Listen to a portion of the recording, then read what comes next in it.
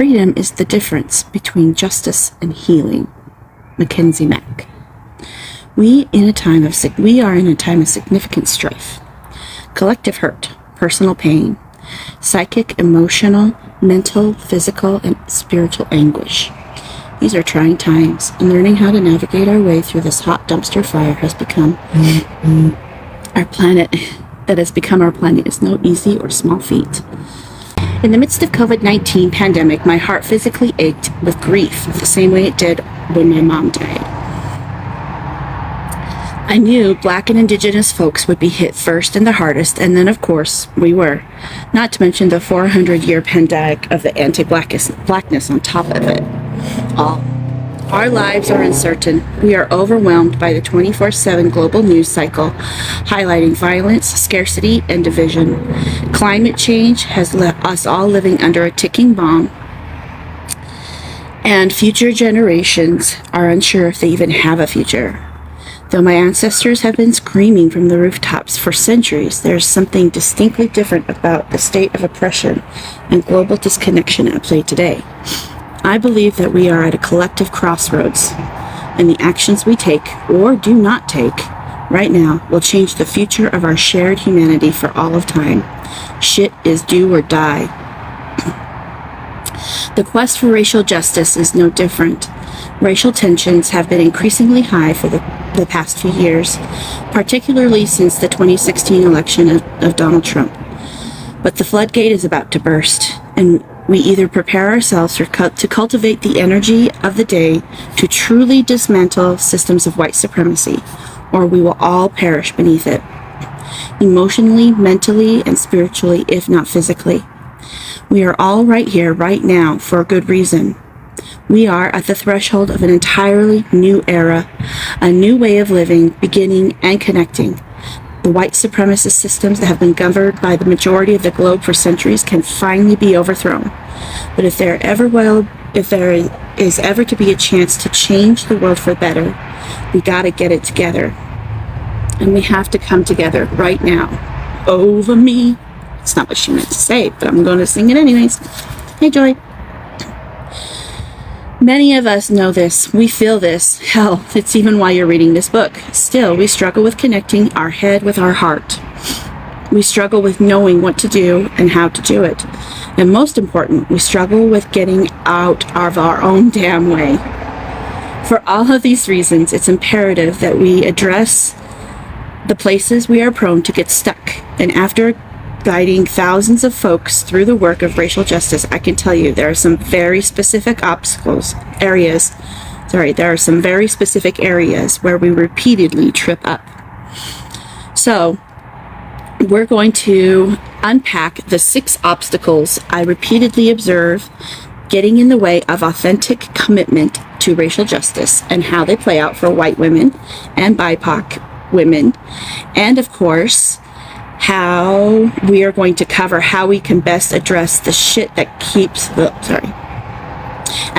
we're going to cover how we can best address the shit keeping us stuck so we can contribute in meaningful change. Can I get a hell yeah? Hell yeah! Type it in the chat, people.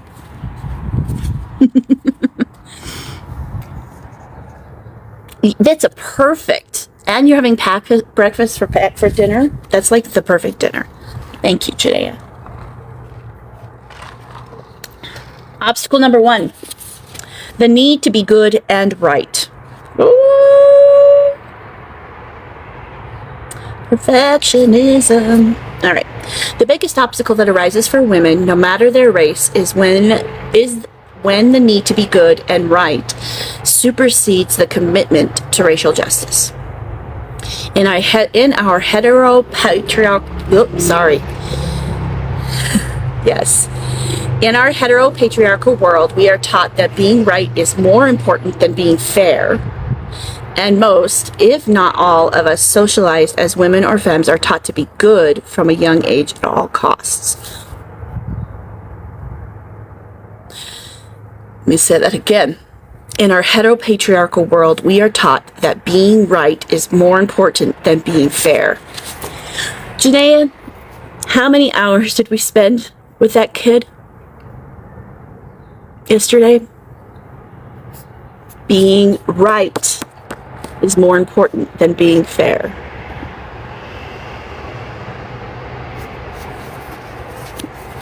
Some people you can't get past because they can't get past that. All right, maybe this will help us figure out how to help people pass it, help ourselves pass it, and therefore others.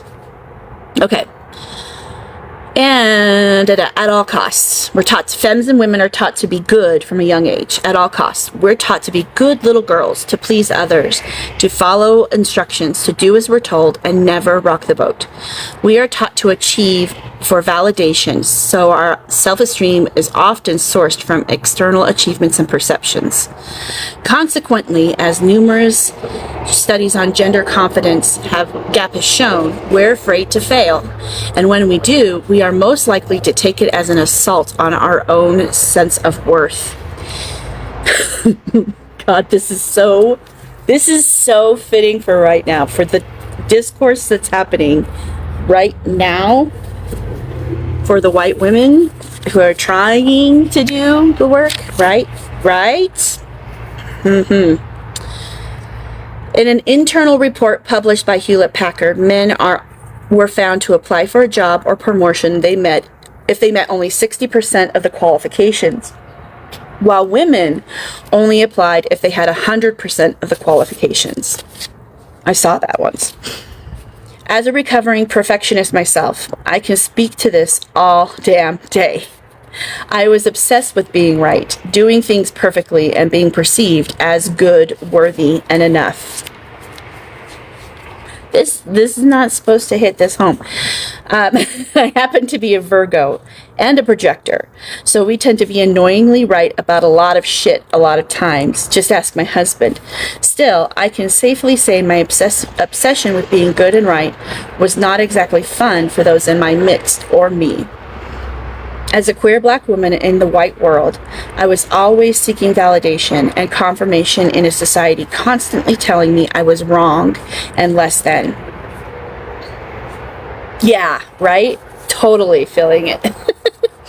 It's like cracking. It's not triggering as in I'm going to be emotional, but it's triggering as in, okay, ow, stop poking. Okay, poke a little bit. Okay, you're right. I need this. Thank you. Like a bad massage, like a good massage, I should say, because the good massages hurt, and then you feel the relax. I also had a deep need to control, because it was a coping skill that I learned to keep me safe in response to childhood trauma. I still struggle with wanting to be right and a desire to control, but I understand that these behaviors no longer help, they hurt myself and those around me. The need to be good and be right is entirely counterproductive to racial justice.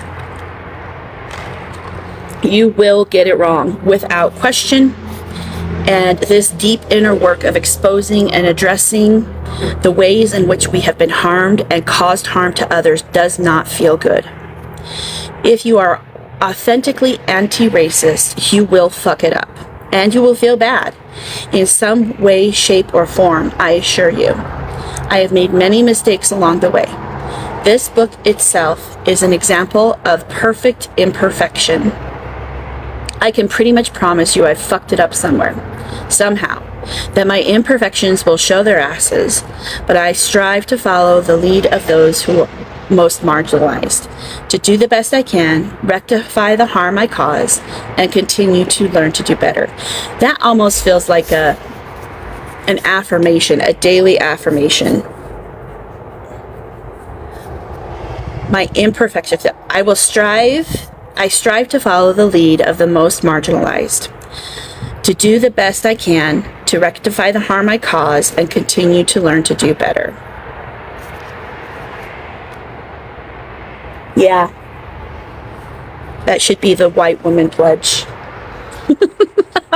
Those who are here to really do the work, that's our pledge, because that's exactly what I do. All those in favor, raise your beverage of choice and say, "Ah, woman."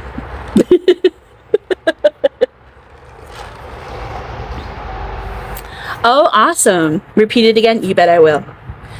I strive to follow the lead of those most marginalized, to do the best I can, rectify the harm I cause, and continue to learn to do better. My desire for perfection cannot become the enemy of progress.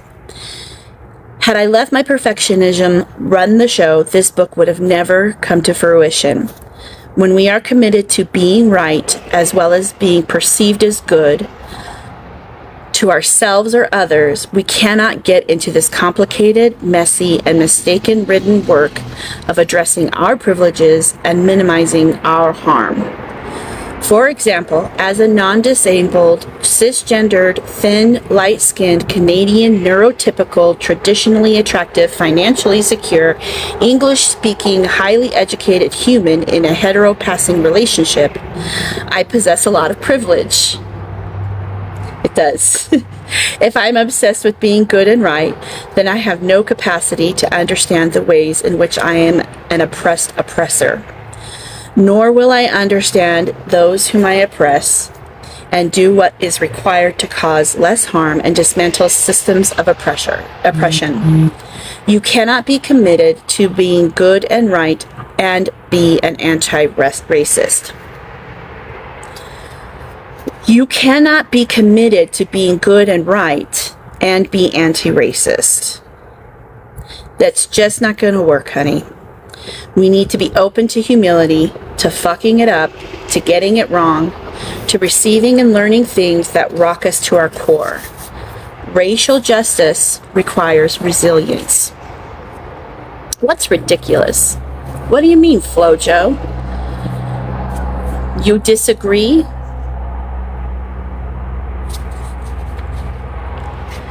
It commands accountability, honesty, integrity, and action. What do you disagree with exactly? All of which are undermined by perfectionism, people-pleasing, and conflict aversion. Okay, let's read that one more time.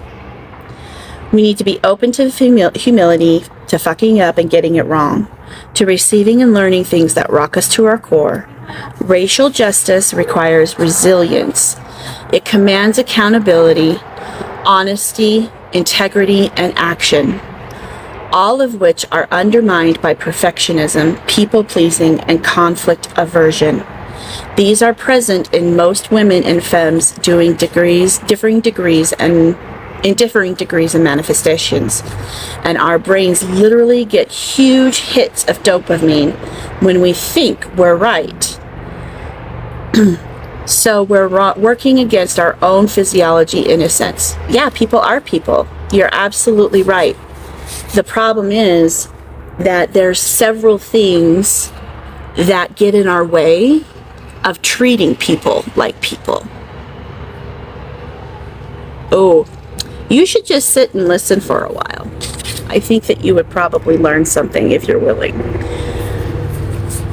Keep it respectful, please. White women stay all the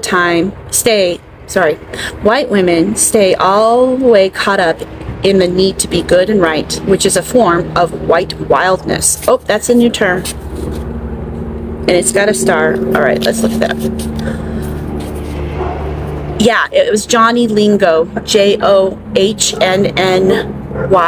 Lingo, as in bingo, the dog, but with a L. And you want the 1969 version.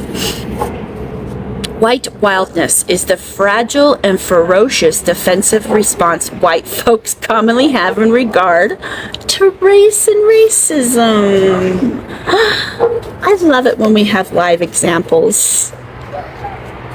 I love that white wildness, because that accounts for both the fragile part where people get all crazy and cry and sad, as well as the violent, like anger, the response of the rage.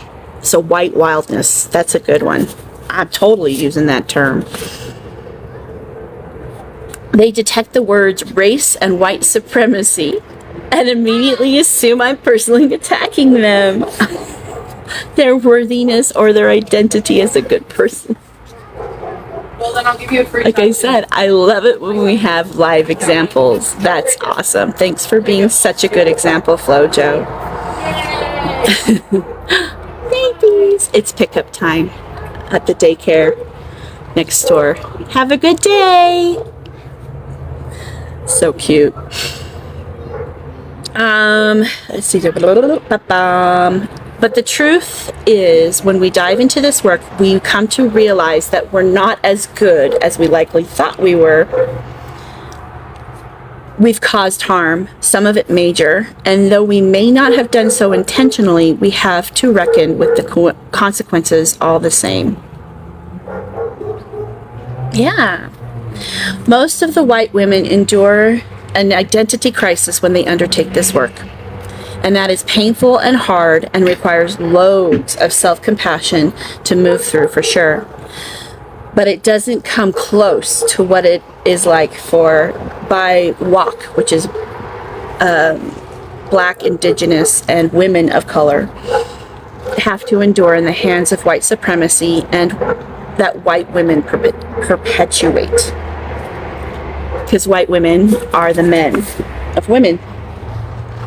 Since white women aren't used to having their identity or inherent goodness challenged in the way that BIWOC often are, especially cis white women, they are less able to tolerate feeling bad or wrong. But it is a muscle white women are going to have to flex if they want to be anti-racist. It shows up in all kinds of insidious ways, including the need for accolades simply for engaging in racial justice or anti-racism, i.e. seeking cookies. To be clear, there will be no cookies here.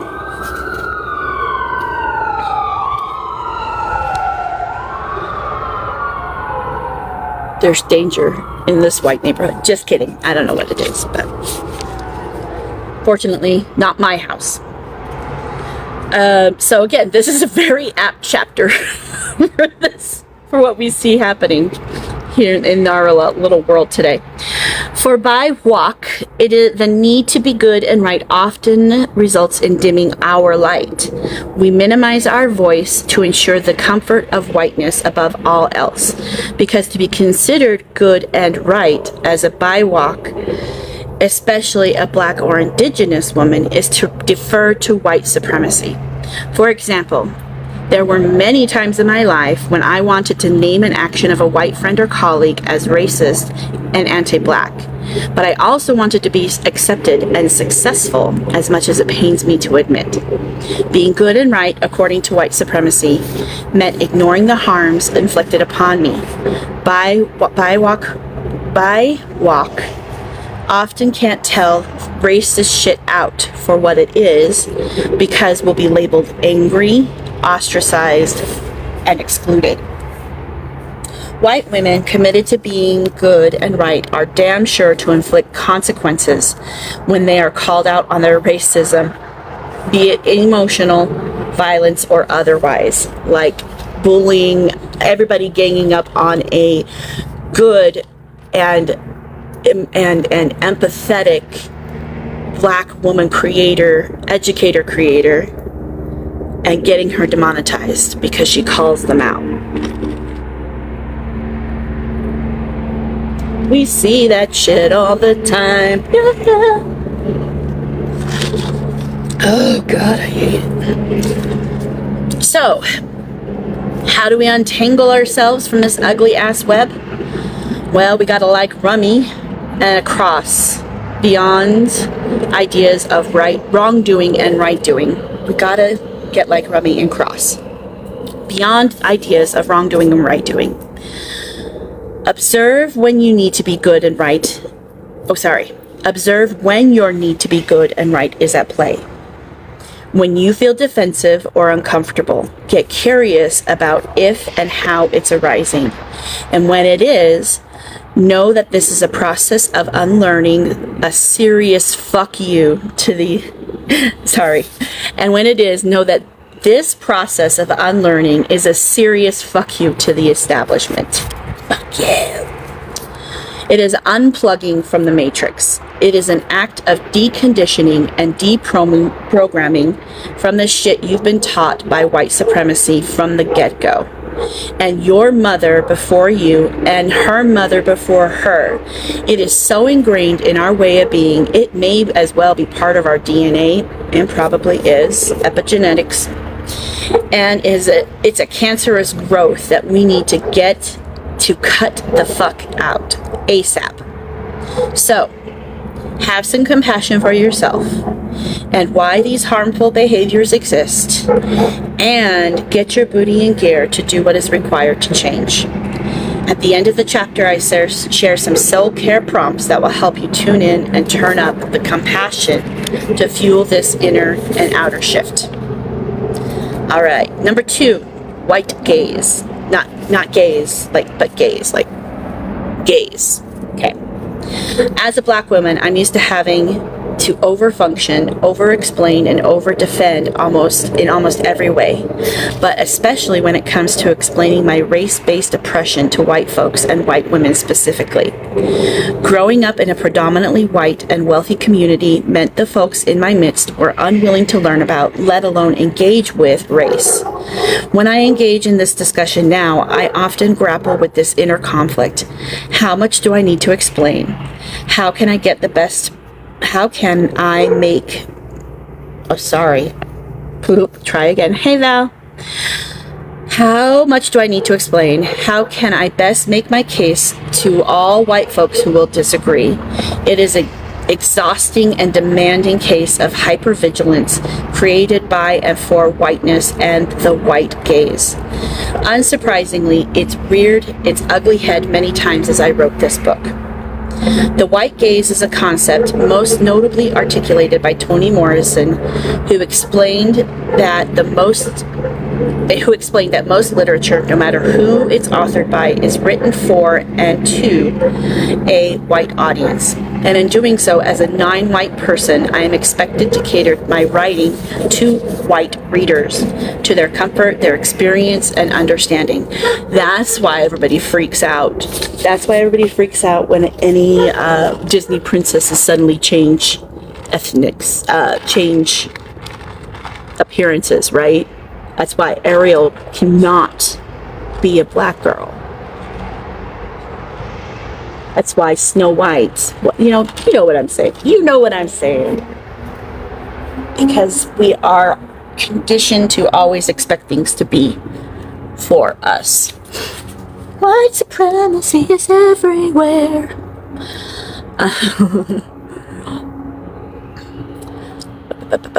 For example, when you read a young person rides their bicycle down the street, what race did you imagine that person to be? When I asked this in my workshop, the overwhelming response is white. Irrespective of that participant's race. This expands far past the written page. The white gaze exists in nearly every book, but also in every home, school, church, relationship, and workplace. Be it through word, speech, or action, BIPOC individuals constantly live under and appease to the white gaze. It's noisy as hell out here today. Whether we realize it, and often we do not, we have all been socialized to consider white perspectives first and formulate our behaviors with the opinion of white people in mind. No matter your race, the white gaze is present right here, right now. As I write and as you read, it is one of the many insidious elements of whiteness that goes unnoticed and unaddressed. Much like the male gaze and the ways in which women consciously or unconsciously operate within and consider male perspective, whether men are present or not. As black women educating about race, the presence of white gaze means I am expected to explain white supremacy through word and speech in a way that will be best understood and received by white people, so that I do not feel attacked, upset, or uncomfortable. It means I'm conditioned to reducing my argument to the most basic elements, to over-justifying each and every point, because I fear lived on based experience that the white reader will discount and disbelieve me. They will. I've seen it many times. Hi, Evie. Thank you. This exercise requires constant internal evaluation and self-policing. To be blunt, entirely fucks with my ability to write and teach. As Toni Morrison once said, what happens to the writerly imagination of a black author who is at some level always conscious of representing one's race, or in spite of a race of readers that understands itself to be universal or race-free. Yeah. Let me remind you that let me remind you that we are all racialized people. Nothing is neutral, including whiteness. That's huge because, like I said, we are definitely brought up to think as whiteness as the default, which is why it's so hard for white people to realize that we're walking through a world with so much privilege, because we just see the world. We're like, well, this is just the way it is. And everybody's like, nah, dude, it's not. We're like, yeah, it is. No, it's not. And then comes the white wildness, right?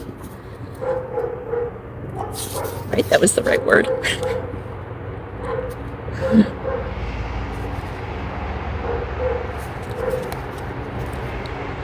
It makes it hard to sometimes to conceptualize. I didn't think of my existence as political until you came out, right? All of a sudden, you just breathing is rebellion.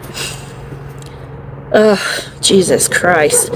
White supremacy is rooted in facts of its own creation, of facts, figures, and left-brained analysis. As an attorney, I can do that all day. But it isn't how we can best learn. I'm not here to prove anything to anyone.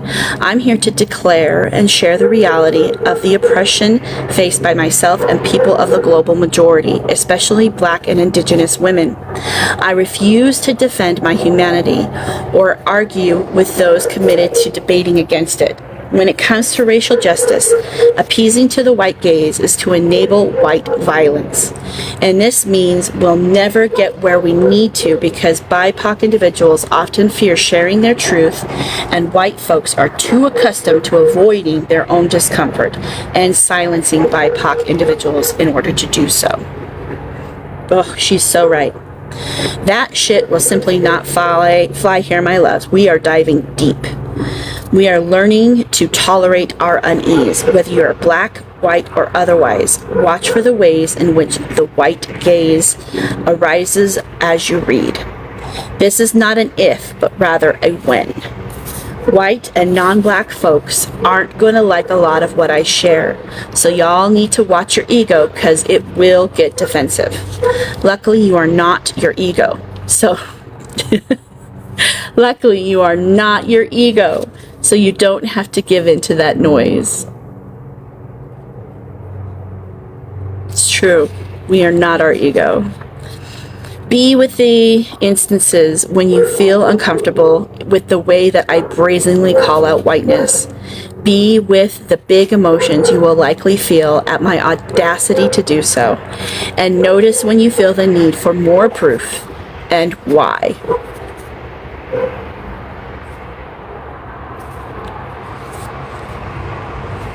White women are the men of the women. So again, Janaea, thinking back to our conversation yesterday, notice when you need to feel the need for more proof and why. Yeah, there's no way you're getting anywhere with that kid. You practiced really good. You did. We'll chalk it up. Really good practice with a low stakes person, right? Because honestly and truly, if you never talk to that guy again, you'll be fine. So that was good. But I think this definitely, yeah. He had that male gaze. He had that male and white gaze, both. So there was, sucks. That's why we have to have the death of the ego, right? Number 3, disavowal. Next, we have disavowal, which can be described as a denial or repudiation of responsibility. We know what disavow means. In a word, gross. Disavowal occurs when we split the ego by recognizing the existence of something, even if only unconsciously, and simultaneously deny its existence or our role in it. Clear as mud, right? In racial justice, it plays out like this. I name that I hold racial privilege as a light-skinned, albeit black person, which I did just a few pages back. And in naming that, I'm acknowledging that colorism is a thing that exists. But I'm also, mostly unintentionally, creating a distance between myself and those light-skinned black folks who don't name their light-skinned privilege. By naming the harm, I'm disavowing my role in the harm I'm speaking to. More often than not, though, disavow is perpetuated by white folks. No big surprise, really, since they have the most work to do to unlearn their white supremacy. Fair enough. The anti-racist practice of white people naming whiteness and their racism can actually reinforce the white privilege. It's a mindfuck, I know. Here's why. It creates the sense of the good anti-racist white person versus the other unconsciously racist white person, which does nothing to dismantle the systems of white supremacy, but rather reinforces them. It's still about being good and right. Naming the oppression you cause is critical, but it doesn't actually eliminate that oppression. It's the beginning of the conversation, not the end. There is no good white people versus bad white people. There is white people and white supremacy. There is no good white people versus bad white people. There is white people and white supremacy. The same holds true for all forms of oppression. Our naming it does not make us better or wiser or less harmful. And ironically, believing it does, consciously or not, causes more harm. Not to mention that many white folks have now learned how to use the anti-racist language without doing a damn thing to be anti-racist. As we learn about the ways in which we oppress others, let's get more comfy with calling ourselves out, but let us not confuse that with being anti-oppressive. There's much more to it than that. So it's just the start. Recognizing you have privilege, saying that you have privilege, all of that is not actually doing anything. It's actually a form of disavowing, which we all know the harm that does. My ex-Mormon people, we know that is definitely not enough. Number 4, the lack of meaningful care. Another obstacle to racial justice is that we may not actually care as much as we think we do or would like to.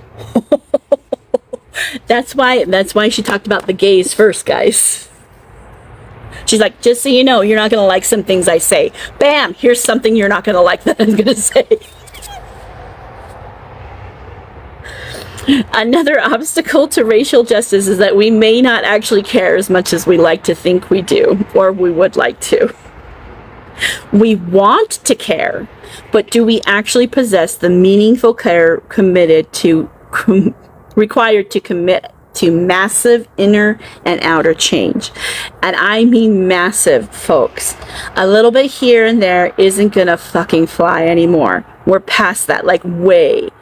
So if we don't sufficiently care about racial justice, we aren't gonna do what's required to make it reality, period. Many folks want to care, and they know they should.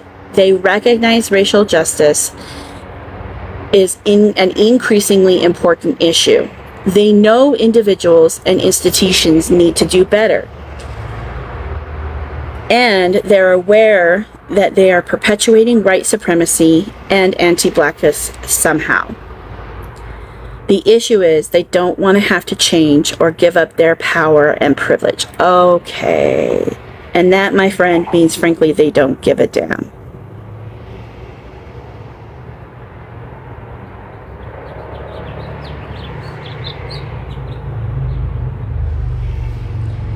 Okay, fuck. Let's read that again. Many folks want to care and they know they should.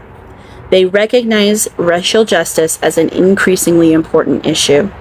They know individuals and institutions need to do better, and they are aware that they are perpetuating white supremacy and anti-blackness somehow. The issue is they don't want to have to change or give up their power and privilege. And that, my friends, means frankly they don't give a damn.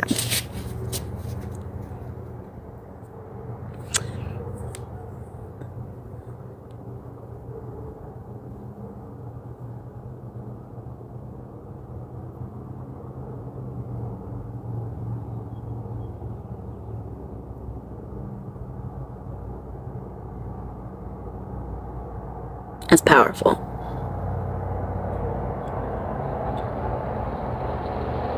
That's powerful. Not really. If you care, like really and truly care, you act. You change behaviors. You do what is necessary to get things done.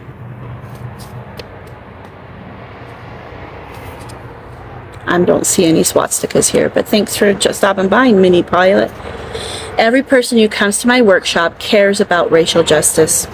If you are reading this book, you care. Amen. My question to you is, do you care enough? Are you ready, able, and willing to prioritize this work? Because people are dying day in and day out at the hands of white supremacy, and I ain't got time for you if you try to do this half-assed. Get fully involved or get the hell out of the way. Number 5, inability to face our shadow. This entire book is more or less based on the barrier, of course. And it's a biggie. On this barrier, of course. And it's a biggie. Our inner child is that part of us that represents and yearns for play, innocence, wonder, awe, and curiosity. We all began life as a child, and that child still resides within us. Many of us have not acknowledged our inner child, let alone the needs of that inner child or the wounds inflicted upon us as children that are still in dire need of care. In a white supremacist culture or society, we are taught to deny the inner child and forego our birthright to play and heal, leaving the inner child to kick, scream, and lash out on an unconscious level.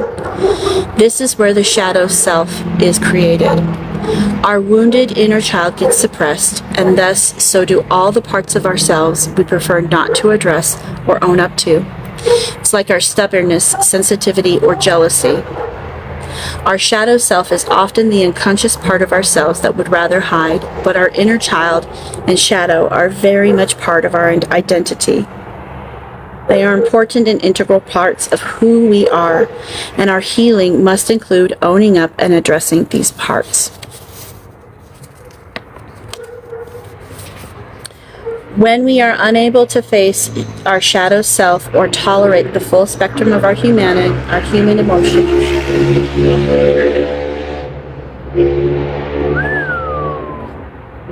many, it's because we're all white supremacists. It doesn't matter what political party you belong to. It doesn't matter what ideology you hold to. It doesn't matter what religion you belong to.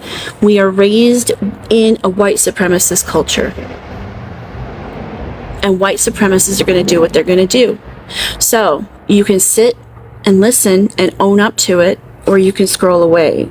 It's your choice. But I'm not going to fight with you about politics, because white supremacy is in all of it.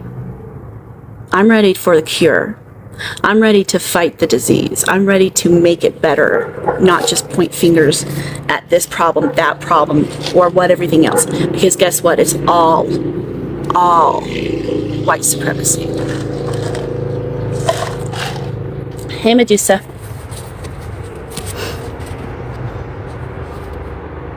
Every person who comes to my workshop, okay, a little bit about it. Do you care enough? Are you ready, able, and willing to prioritize this work? Because people are dying day in and day out at the hands of white supremacy, and I ain't got time for you to try and do this half-assed. Get fully involved, or get the hell out the way.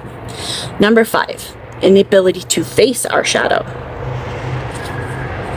Oh, that's what I was reading, didn't I? I got stuck there.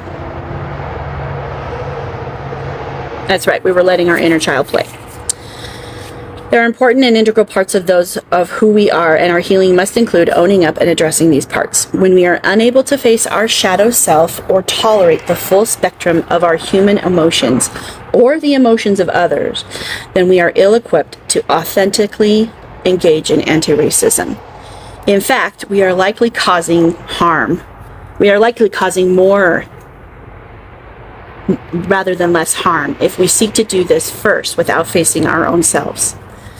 It will lead to emotional violence like spiritual bypassing, gaslighting, white wildness, and so much more, all of which we'll discuss.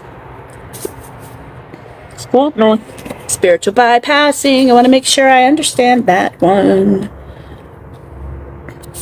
And I got the burpee. Spiritual bypassing, defined by John Wellwood as the tendency to use spiritual ideas and practices to sidestep or avoid facing unresolved spiritual, emotional issues, psychological wounds, and unfinished developed tasks. Oh, it's the people who say, why can't we just love one another? I just love us all. Why can't we just love? Those guys. Okay. Thank you. When Black, Indigenous, and women of color are too afraid to face our shadows, we cannot withstand the pain that arises from really realizing the harm we've endured. And when white women turn away from this work, they center themselves and inflict more harm on the BIWOC people. Additionally, when white women do not face their shadow, they are unable to quell their fear of BIWOC, especially Black women, and our resilience, connection, and power. Yeah. Because that inner child is longing for it, or that inner child wants that so bad. And when we see it in Black women, we are envious, we are jealous, we are craving it, and we will behave like one of two ways. We'll behave in a jealous manner, as in we will try to squish it, because if I can't be happy, then no one will. Or we go full on George from Mice and Men, and we want to be part of it so badly that we actually hurt it. We love it too much. Pet it, and it dies. Either way, violence, as always. Oh, and most important, white women fear what all white folks fear, to be consciously or unconsciously, that Black and Indigenous folks will treat them the same way they have treated us. A truly terrifying thought. As we explore to face our shadow, we must acknowledge that our shadow self exists. We must tend to our wounded inner child and consciously partake in the inner work, like challenging our inner white supremacist worldview. Number 6, getting stuck in our feelings. The last major obstacle I frequently witness in this work is getting stuck in our feelings, most often grief. As an empath and a highly sensitive person, I'm in all of my feelings a lot of the time. Yeah. But I'm aware that it ain't doing nobody any favors. And I'm doing major inner work to make modifications. When you get stuck in your feelings, you are getting stuck in your own self. And being stuck in your mind is not advancing anti-racism. It is settling into self-indulgence. Racial justice brings up big feelings. It is some of the deepest and hardest work you'll ever do, no matter your race or ethnicity. You will feel the full range of emotions, from anger to guilt to grief to shame and sadness. But feeling our feelings ain't the same as getting stuck in them. Way too often, I witness predominantly cis white women get overwhelmed with emotions about how this work makes them feel, and that's where they stay, stuck in grief-ridden guilt trip. And that's not helping them or anyone who has been harmed by them specifically, or white supremacy on the whole. When you get stuck in your feelings, you will inherently make anti-oppression work about you and not about those who you've harmed, which is missing the point entirely. For BIWOC, this most often shows up as a tendency to stagnate in grief, shame, or trauma. We often feel the struggle to feel the fullness of our feelings and tolerate the many mixed emotions that arise for us and the white folks we witness while doing this work. So I encourage everyone to feel all your feels, please. Let your feels fly. But let yourself truly feel those uncomfortable experiences, especially your personal and collective grief, to move up and out, to process the completion so you can transmute those feelings into a supportive action. Fear not, I'll be helping you here. You ain't alone. That's a kid at my door. What's up, kid? I want to know what you want from Del Taco. Fish tacos, 2 of them, Okay. and a big ass drink. Okay. Trixie, Rusty. Thank you, love. No cilantro or no pico. I can't remember what it says, but whatever that is, I don't like that because it has the cilantro in it. I can't. It ruins it for me. Yes, I have the gene. Yes, I am a mutant. Okay. Working with compassion. Itchy ear. The common thread of all the foregoing obstacles is that they can be combated with compassion for ourselves and for others. Compassion means to suffer together. That is such a different definition than the Mormon Church's definition of compassion. Compassion in the Mormon Church is more like to do it for somebody else, to serve somebody else, to sacrifice for somebody else. It doesn't mean to do things together. Okay. It is the act of truly witnessing another person and their suffering and being motivated to help relieve it in some way. It is similar to empathy, but they ain't the same. Empathy is the ability to feel for another, but it misses the motivating factor to act on that feeling.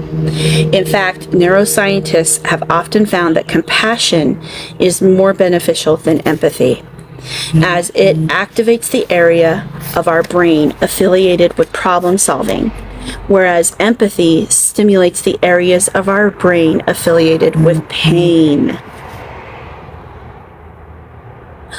Wait. What? What? In fact, neuroscientists have found that compassion is more beneficial than empathy as it activates the areas of our brain affiliated with problem solving, whereas empathy stimulates the areas of our brain affiliated with pain. In short, compassion feels good and leads to action. Empathy feels uncomfortable and leads to overwhelm.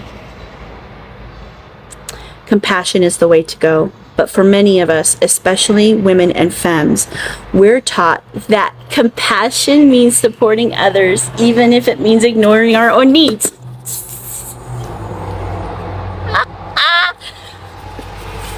I hate that she knows me so well.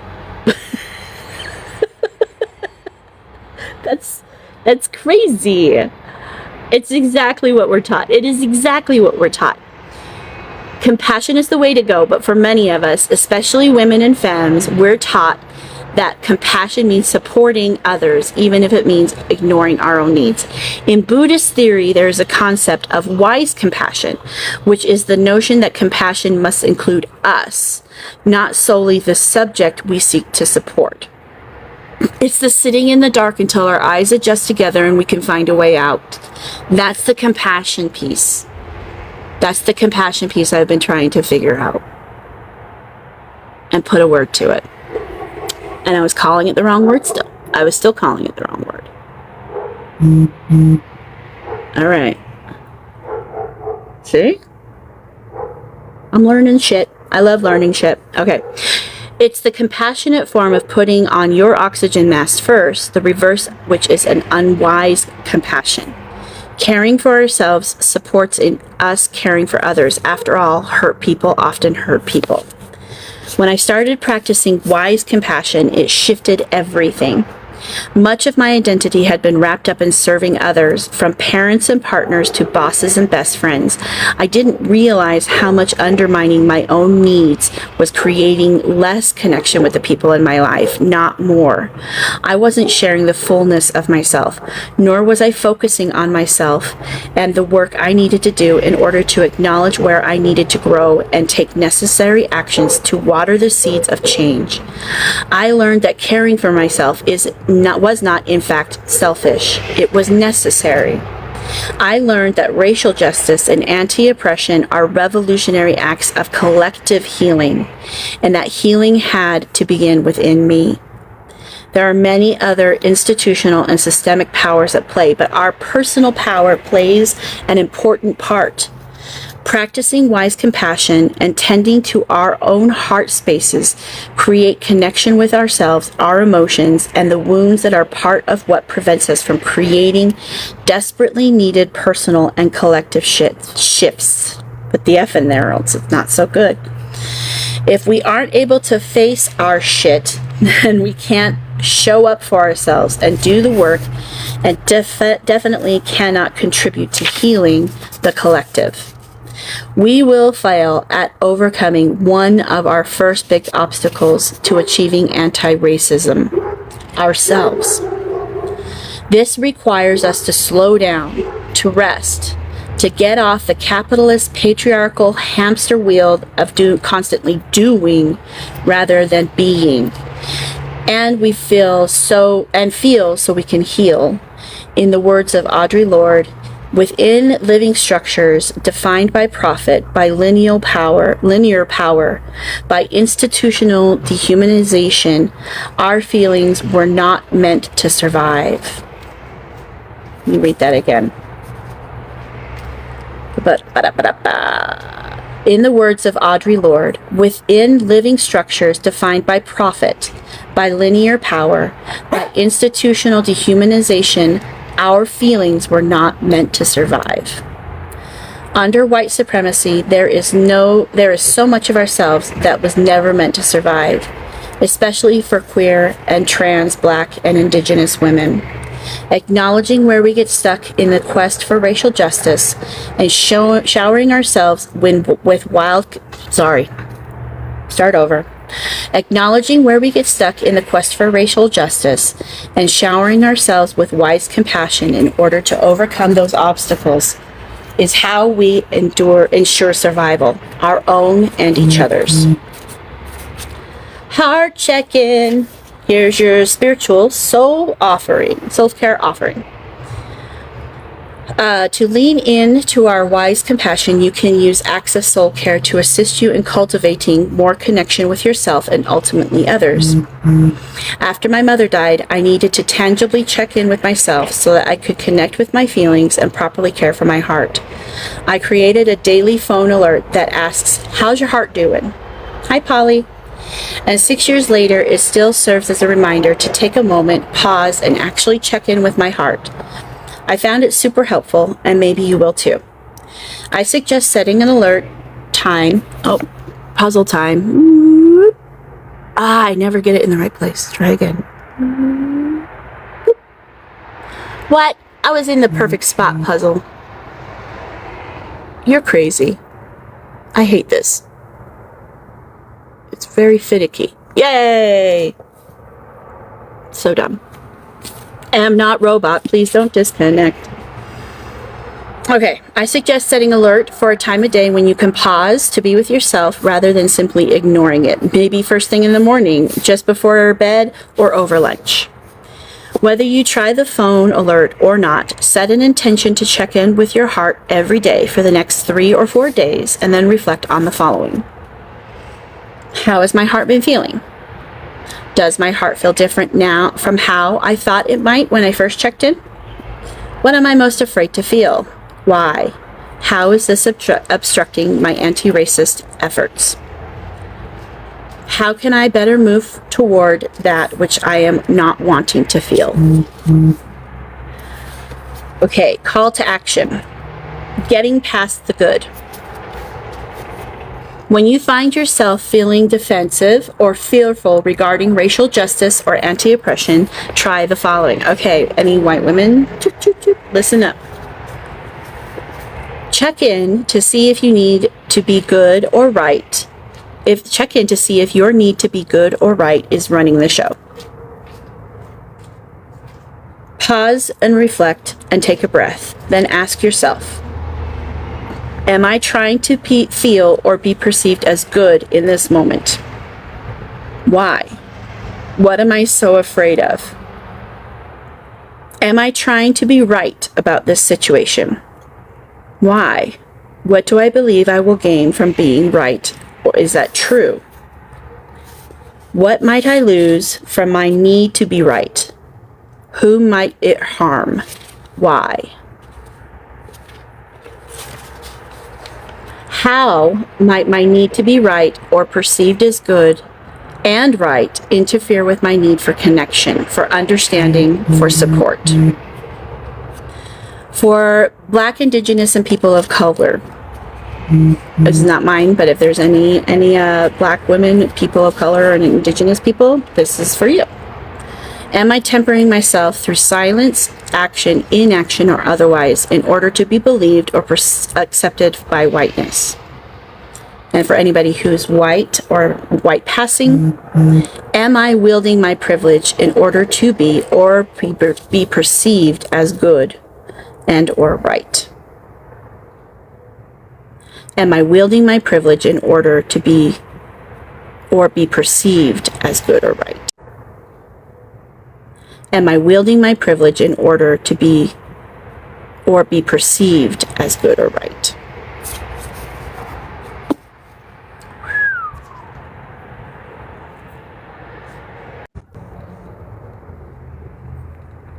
I was going to talk about it. Want to talk about it now that I've done reading it. Then I clicked away and TikTok's changed. I don't like this new update. Pissing me off, TikTok.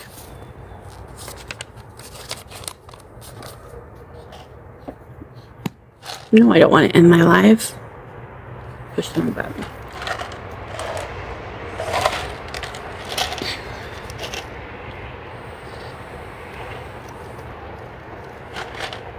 Hi, Dax.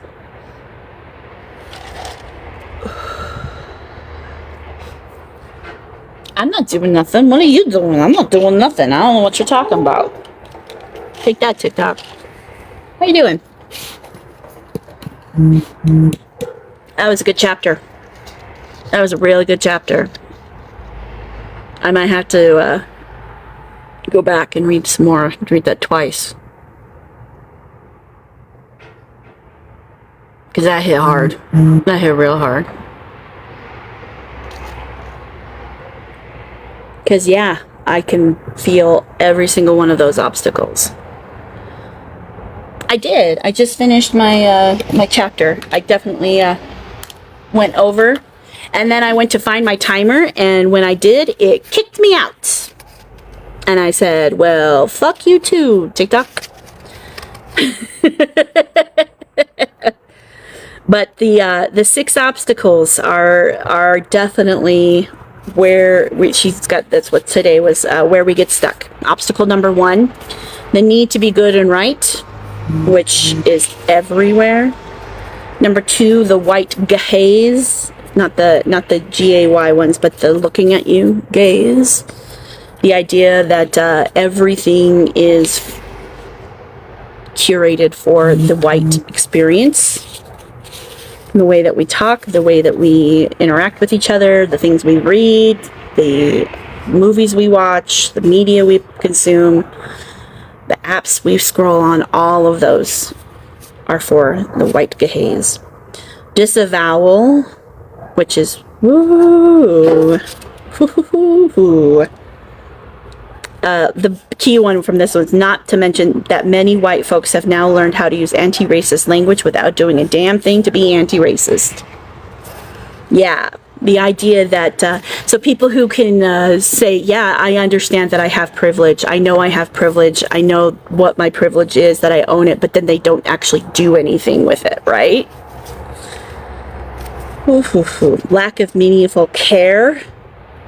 That one, whoa, that was the one that actually really hurt. That was, hang on.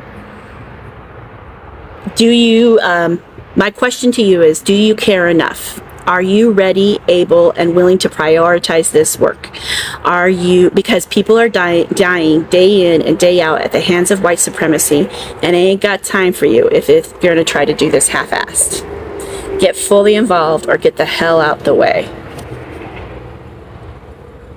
Yep. And this part too. Puppy! Many folks want to care, and they know they should. They recognize racial justice as an increasingly important issue. They know individuals and institutions need to do better, and they're aware that they are perpetuating white supremacy and anti-blackness somehow. The issue is they don't want to have to change or give up their power and privilege. And that, my friend, frankly, means that they don't give a damn. I know. Hello, neighbor dog. You're okay. I'm out here and I shouldn't be. You're right. Number 3, the inability to face our shadow. Oh, yes. Oh, yes. Emotions are hard and scary, and most of that comes back to our childhood and the way that we were raised to to ignore and suppress our emotions.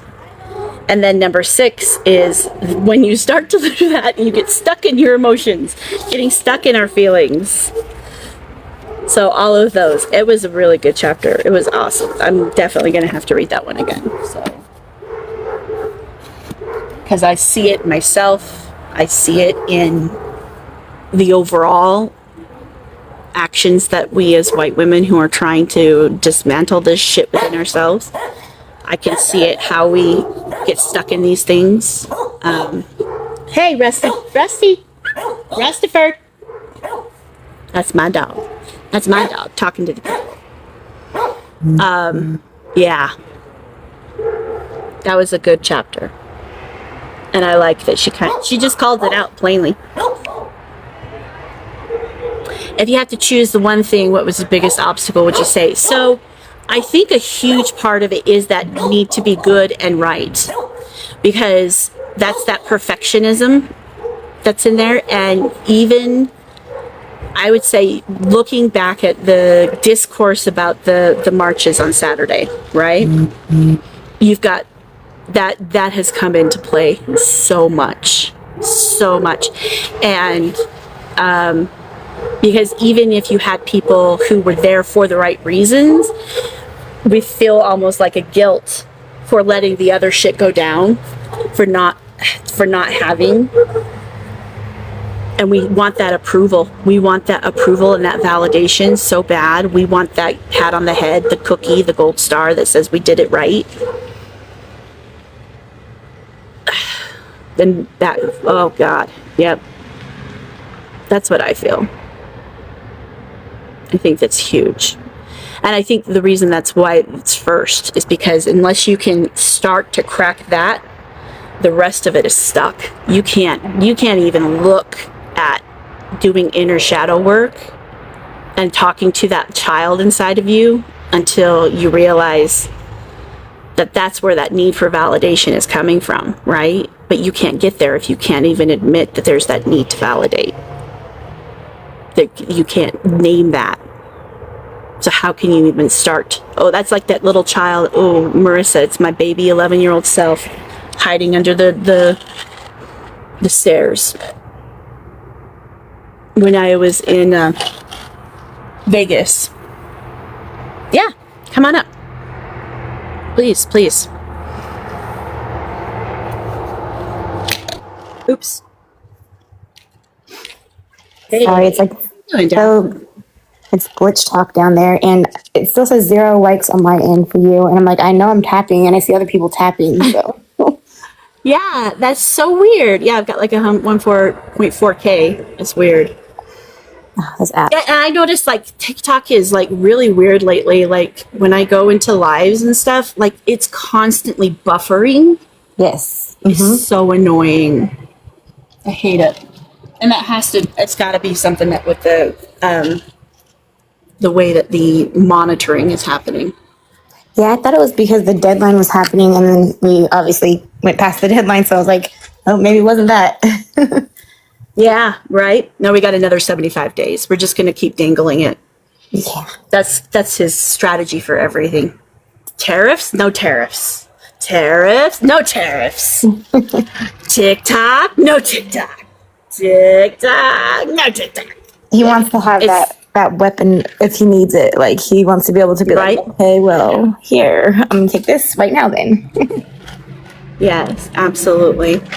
And I think a lot of it also is that idea that, well, I this last time I didn't even realize it like came and I was like, oh, I guess so. I kind of like said my goodbyes last time. I was tearful. I cried. I stayed up until they kicked us out. I had the Yeah, hand jitters that kept on looking to refresh and it wasn't there. It was like, but now I'm like, all right, I guess if you take it, you take it. I'm not going to keep playing your game. I remembered like 5 minutes before it happened. And I was like, oh, wait, are we losing the app in like 5 minutes? So, Is that going to happen? Guess not. but I did have a question about Saturday, if you don't mind. No, please. So, like, and I kind of got like an answer, I think, from the last question. Like, but, like, what do you think? Because, well, I want to feel like we went out there for like the same reason, but I know Right. that's not true. So, Yeah. what do you think a majority of us went out there for? Like, do you think it was for So- anything more than just our own personal gain or loss, I guess, at this point? It might be. I to be honest, okay, fair. I didn't go. I went to a family event instead. So take that for what it is. I even prioritized there. So, but I do have a friend who went and was absolutely going for the right reasons. She had spent hours doing signs. She had, posted about it. She'd written about it. She'd talked to her friends, her husband, her family, her kids, explaining what it was and why it was happening. Like was 100% ready to go. She was nervous about going alone. And so she asked a friend to come along. And that friend kept on like, oh, I don't know if I have to work. And she's like, well, it's on Saturdays. Oh, it's too far away. Oh, look, there's one close. Like she kept on like every excuse that this friend gave up, she gave a new one. And the idea, finally she settled like, okay, we'll go. But then it turned out her husband came anyways. And so she was okay. But as soon as they got there, like you could tell that it was not the same. The vibe was definitely not there. The friend was not there for the same purpose, is what I'm saying. And they treated it like kind of like a rock star, like a concert, like a day festival. They were running off. They left the group without telling that they were, because they had to go find some other friends. They spent the time like talking about how hungry they were, how they needed to go to the bathroom, how tired they were. And it was very disappointing. And so there was like this need again to be good was there, I think.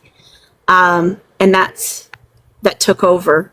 And so my friend was very disappointed in herself because she knew that she kind of given in, but she couldn't put a name to it. So I think that it was nice to have the numbers.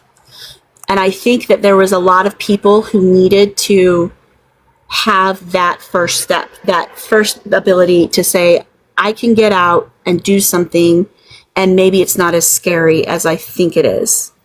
So I think that it helped some people in that respect.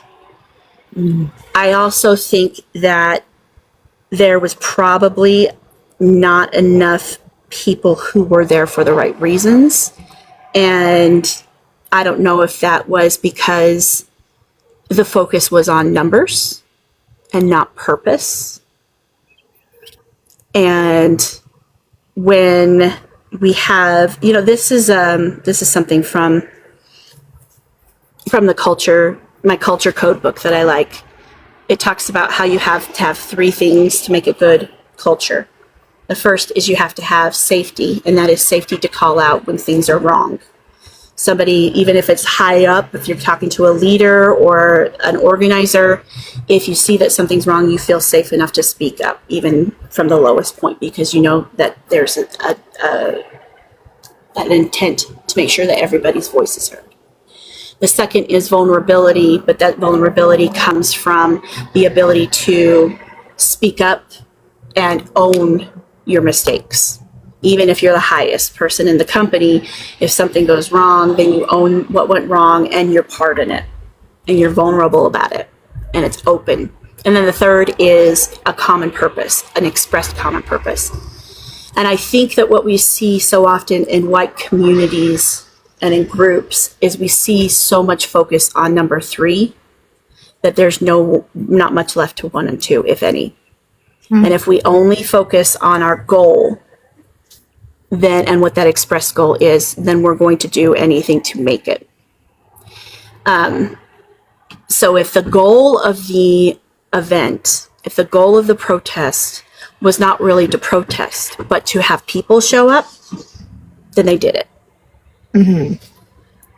So does that mean that they need to make sure they're actually including what the goal is? Not just bodies. We want to make sure that we're there for this purpose, or and that is more clearly expressed so that the people we invite to this event are there to actually help support that. I think that's kind of how I feel about what to do better next time. And I guess maybe that was my question too. I knew it was, called Hands Off, and I heard about the date for a long time, and I never really knew what the purpose was, per se. To me, it almost seemed like a lot of groups that I was, kind of observing, were more so wanting to prove to Black women specifically that we could do it we could do it. That we can do what they've asked us to do. Yeah. Right. So, or not even show up. But again, it's not just show up, it's show up and do something. Right. Well, I think it was more see, I can do it. I'm not, I think it was more of a, I'm trying to prove a point, and not for everybody, of course. I think it's I think that's what I kind of observed quite a bit. So I was just curious if other people were kind of thinking the same. I mean, I would like an action, if there was an action set to it too. I think that would have been really great. I don't know what the action was, if there was one. Yeah, it was. I think that's what the feedback is. Is that it? Again, what was the purpose? Was the purpose just to show that we can get numbers? Or was there a purpose of making sure that there was a unified collective voice speaking up and saying the same points and doing it in a concentrated and unified manner? And when you have so many things that you're fighting for, then that's it makes it so that there's not really, just a cacophony of sound. So I think that's part of it too, right? What are we talking about? Well, a good thing we should do is make sure that we have one thing that we're talking about, and that everybody is 100% knows what that is, and that then we can have we'll have the people there who actually will support what we're talking about and know why they're there, because there will be a purpose, and we will have a louder impact because the more voices at one time saying the same thing in a unified way. And that doesn't mean that, okay, there is a thing that unifies us all, right? It's just, what is it? And I think that's what's missing. Interesting. And sit. Yeah. So I'm wondering though, like,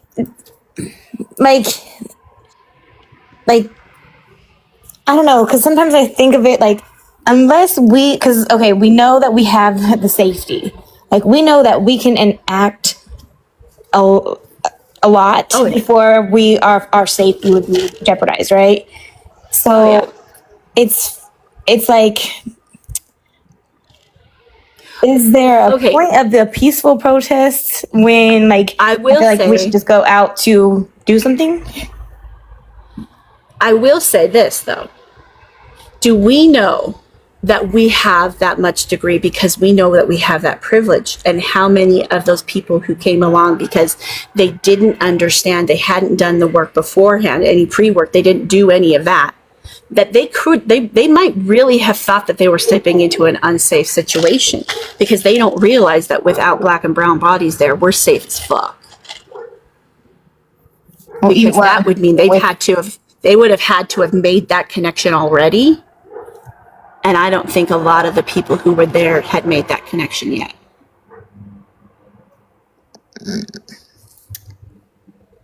Because we know it subconsciously.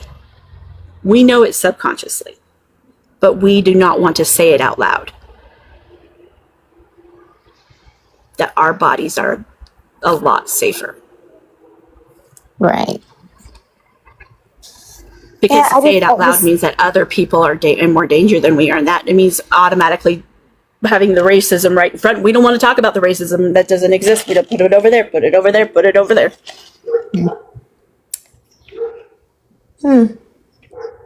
Yeah, I think. Because I find it really hard to believe that there were 5.1 million Americans out there who are very active anti-racists.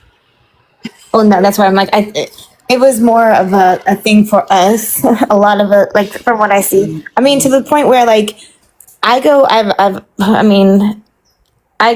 second shift type of thing. Usually, like, when we organize around here, I'll bring in what supplies that need to be, like, after halfway point or whatever.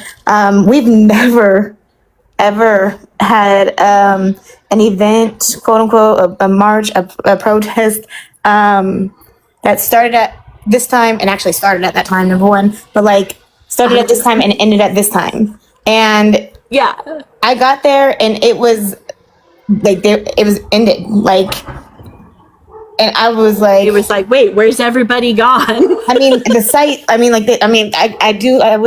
say that the site got taken down, so it was no longer available, like the site that you get information from. But wow, I don't know if that impacted anything, but it was nobody. It was like they came to have fun and then they went away. It was like a party. It was a meeting. We scheduled it like a meeting. We're like, oh, I've got 4 hours on Saturday. Let's do the rally then. Okay, I'll see you then. I'll bring the posters. Okay, I got glitter. Right. Right? Yeah. Food's here.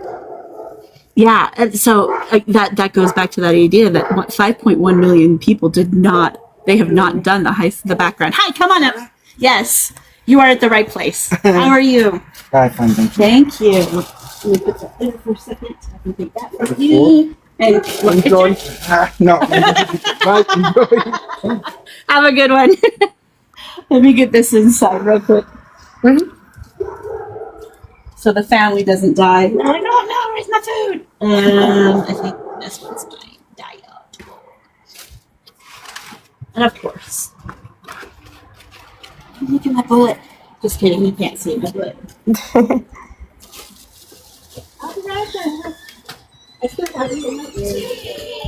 Oh, I guess I could just say it out loud. I'm sitting here typing to you in the comments, Diz. But I was gonna say to be honest, like our high school rallies are more. I know. I just started reading them. I'm sorry, you already know me. But yes, our high school rallies are. I would say that they're more like rowdy than not rowdy, but like there's more action behind our high school. Like when I was in high school, we used to walk out all the time. Like we would walk out and then shut down the streets in front of this high school. Like there was none of that.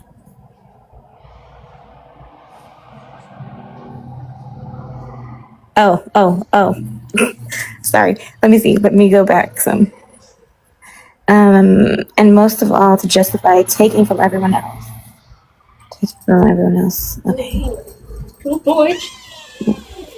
White men have abused and feared women into submission when the system only works with you.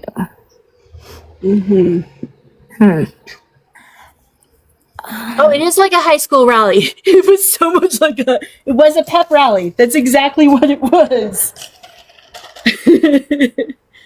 Oh my God. Oh, sorry, Des. I didn't. Okay, so white folks had to make goals, tasks, everything because of the history of giving everything up for it. Ah. Wait. Let me make sure I understood this. Is that in the comments here, Yeah. or is that somewhere else? No, it's here. Scrolling up. I Scrolling up. don't look at comments because I get distracted. So Yeah, I do too sometimes. I thought I caught some. White folks had to make goals and tasks everything because of the history of giving up everything up for it. Yeah, because if you're going to,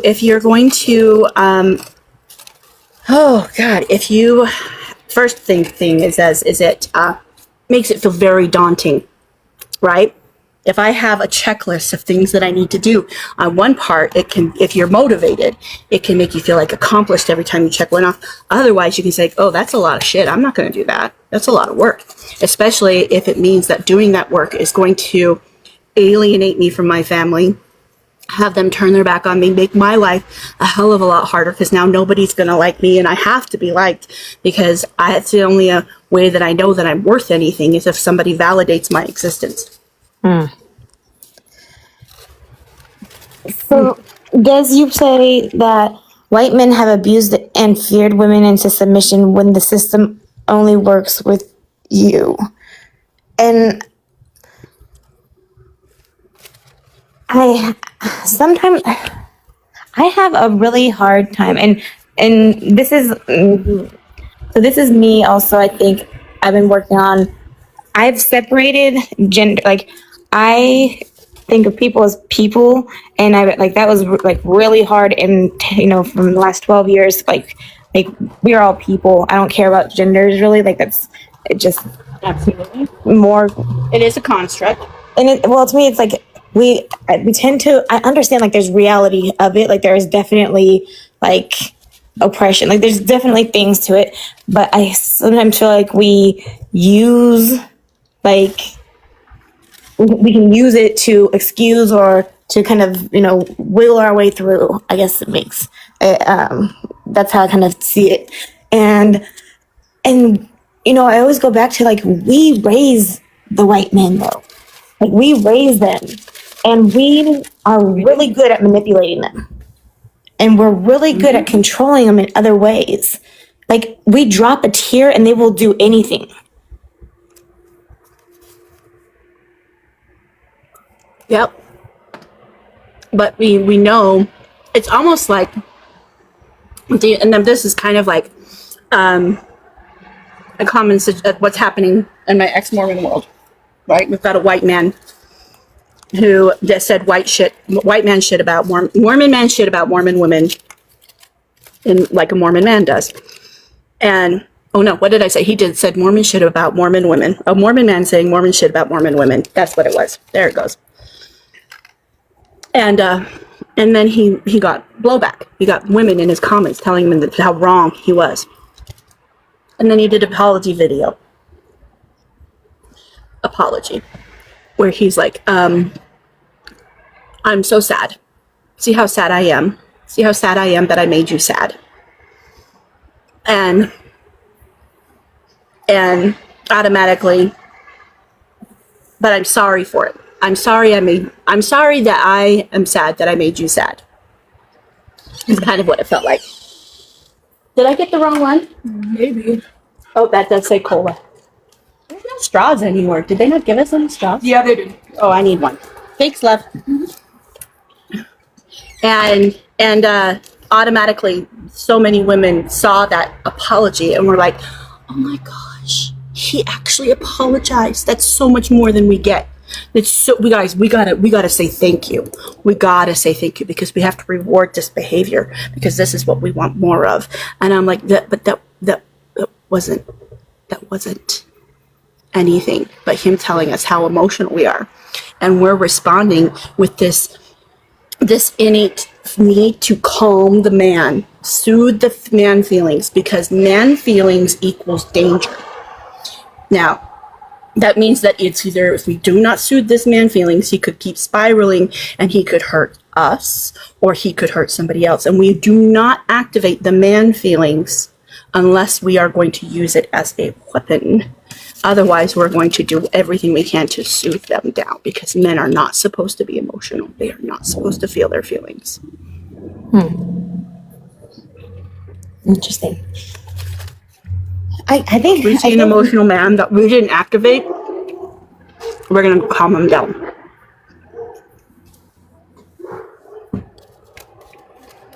I'm sorry you feel sad. Don't be sad. Don't be sad, man. I need you to listen and learn, and I don't think you're going to listen and learn unless you are not sad at me. The need to soothe those feelings are, ooh. I'm trying because I'm like I think maybe I just need to get out more. I don't know because I try to think of like my parents' dynamic, my aunt and uncles, like just people around me, this dynamic, and yeah, it's interesting. Yeah. Well, even that. So, because this is a common thing too. Like when I ask the question about when was the first time that you can remember learning that it's not safe to speak up when somebody else is being hurt. And a lot of people are like, oh, I always stood up for people. I always stand up. I always speak up. And I'm like, okay, but still, that's the same thing. Because why is it the anomaly? Why did you feel you had to make that choice to stand up? Because it should have never been a question. It should have been an automatic answer. And knowing that you would have the support of the community if you stood up and spoke up when someone was being hurt. But instead, we learned that if you speak up, you're going to be you're going to be on the receiving end of the hurt. So we either hide, quiet ourselves down and let it happen, or we stand up against it, but still we're putting ourselves in harm that should not exist. So even though our responses may be different, the impact is the same. The lesson learned is the same. And that is that it's not safe to stand up.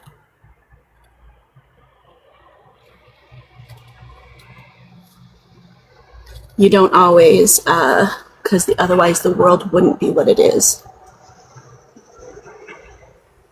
Sorry, Des, want to explain or do you want to come up? So Des had an epiphany, and I felt the light bulb, and then I was so excited. And I'm trying to make sure I'm understanding that part, but I don't know if Des is in a place right now where he can come up. Okay, that's fine. Right. So we don't. I think that was when I was talking about the using the to when you ask the question. Yeah. You don't always, because otherwise the world wouldn't be what it is. That too. Right? You don't always stand up when you see harm, or you are selective about the harm you see. But yeah, there's the good and the need to be good and right automatically kicks in. That's our obstacle number one, right? That need to be good and right kicks in. So if I openly admit that when I was 6, I learned the lesson that I shouldn't speak up because it's going to put me in harm's way too. I learned that at age of 6, and not everybody's willing to admit that. But that would mean that I've been letting this happen for 41 years. So selective about the Nobody wants to harm they admit that. see. Ooh, Des.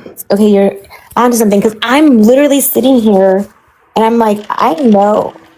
Like I've never really I started racism, and then I did white, that was my unpacking for decades, and then the white supremacy, and then that was a strong focus on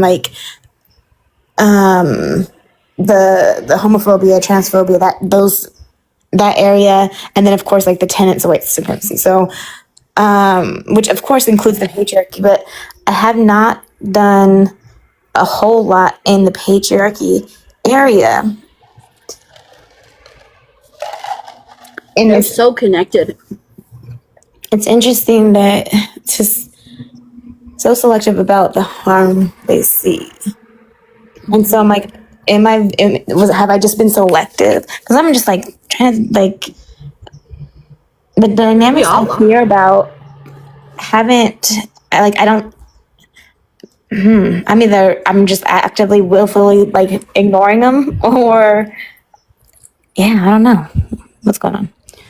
And I think that that's why it's such an intriguing question, because yes, if I wanted to focus on being good and right and knowing that I'm always making the good choice and the right choice, then my brain is going to go to the time when I did stand up.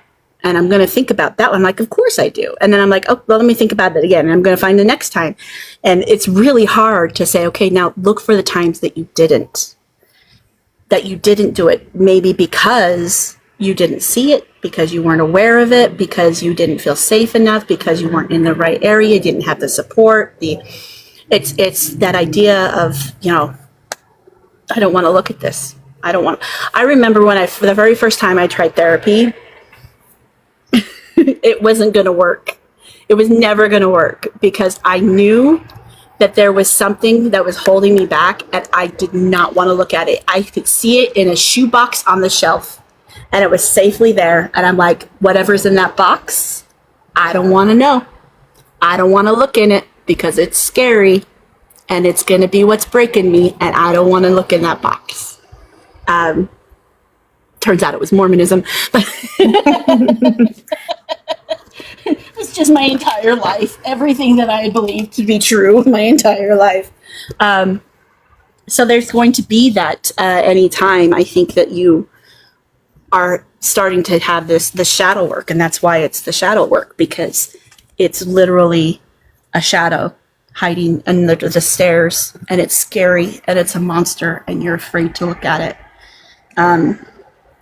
That's so interesting because, like, I feel like the self-gaslighting, like, so have I literally just self-gaslit myself? Self-gaslit myself, that's a word. This whole time, like, so, I mean, I've been literally unpacking for so long. It's like, did I really just suppress what I'm avoiding for this amount of time and do all the other stuff? So like, have I just like not been doing anything at all? Not like that, but like that. Yeah. I think you've scratched the surface of a much deeper pool.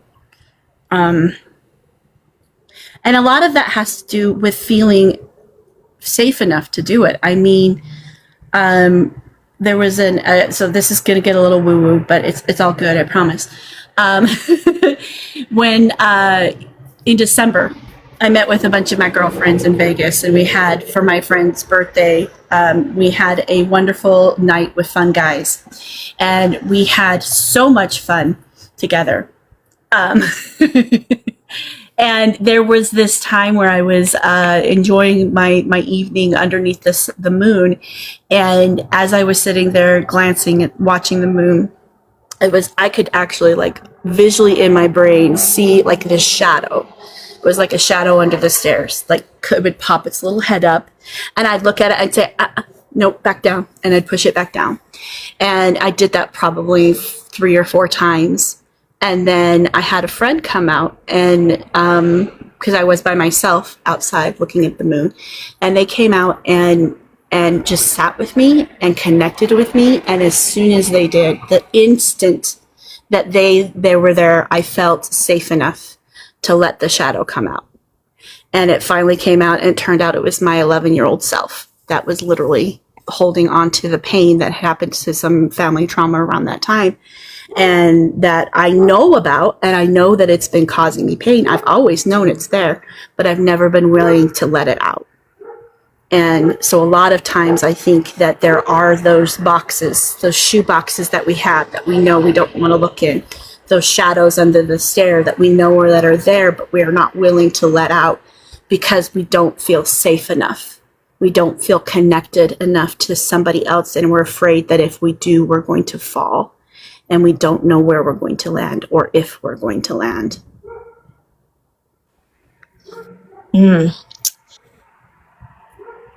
Okay, well, I mean, see, every time I have conversations and Des is around, I always have like 100 more things to think about. But no, it's like I'm trying to say everything because I'm very like I've addressed so much. Like I've like literally, I'm very much. I look at myself. I'm very like I allow myself to be vulnerable, for myself, but also for a lot of people. Like I mean, with a lot of people, because I find healing in like my Connection. yeah, and so that like I'm very open. Like I have, you know, like I have no problem with like kind of just talk. I have no problem with centering myself. Oh, white woman. Isn't that funny how we say these things? We're like, "Aw, man, where did you come from?" You're still there, my inner Karen. Hello. Oh my god. That. Oh my god, give me that term one more time. The inner Karen, No. or the one from wild, book. the wild whiteness, Wild whiteness, whiteness. white wildness. White wildness. That's right. White Yes. wildness. Yeah. Yep. Because you never know. You never know if you're going to get the tears or the phone call to the police. Well, this is the thing is like the fact that I have a feeling. So hear me out, right? I'm going to just throw this and spitball this out, and then you tell me what you think, right? Okay. Yep. I feel like a lot of times Gen X is asking millennials, what are you doing? Like, what are you guys doing? What is going on? What are you doing? And I think... Do you want to look at them and say, what the fuck are you doing? What have you been doing for the last 40 years? Because that's what I want to say. And they're mine. No, what it is the fact that they're doing what they can in their own way based upon what they were taught during their generation, right? That's how it goes. Well, I think they're wondering what we're doing, and we seem quiet, but we're techies, bro. Like we're online. We're trying to make change, and we're doing it online. Like that's where we're at. We're the what the freaking hell was that? Hackers. We're freaking hackers. Yes. The pool's on the pool's up on top floor. Up on the roof. Pulls back the curtain. I think there's definitely something to that. But there is a point where we have to get offline. And I think that's the part that is going to be uncomfortable. Yeah. Is 100%. 100%. To step outside, because that's where I'm at. I'm like, I've got my little people here I talk with all the time. We're like, social justice, let's go. White supremacy, boo. But the idea of going next door scares the shit out of me. And I think that's a huge part of it. And then I think that feeds into our Saturday thing, right? Where some of us are showing up with the intent of having it be a social justice event, and others are showing up because they see it as a social movement, a historical moment, and they want to be part of it there, but they're not there for the same reason we are, because they're not here for the same reason we are. And we're not connecting with them outside of, we're not doing this out there.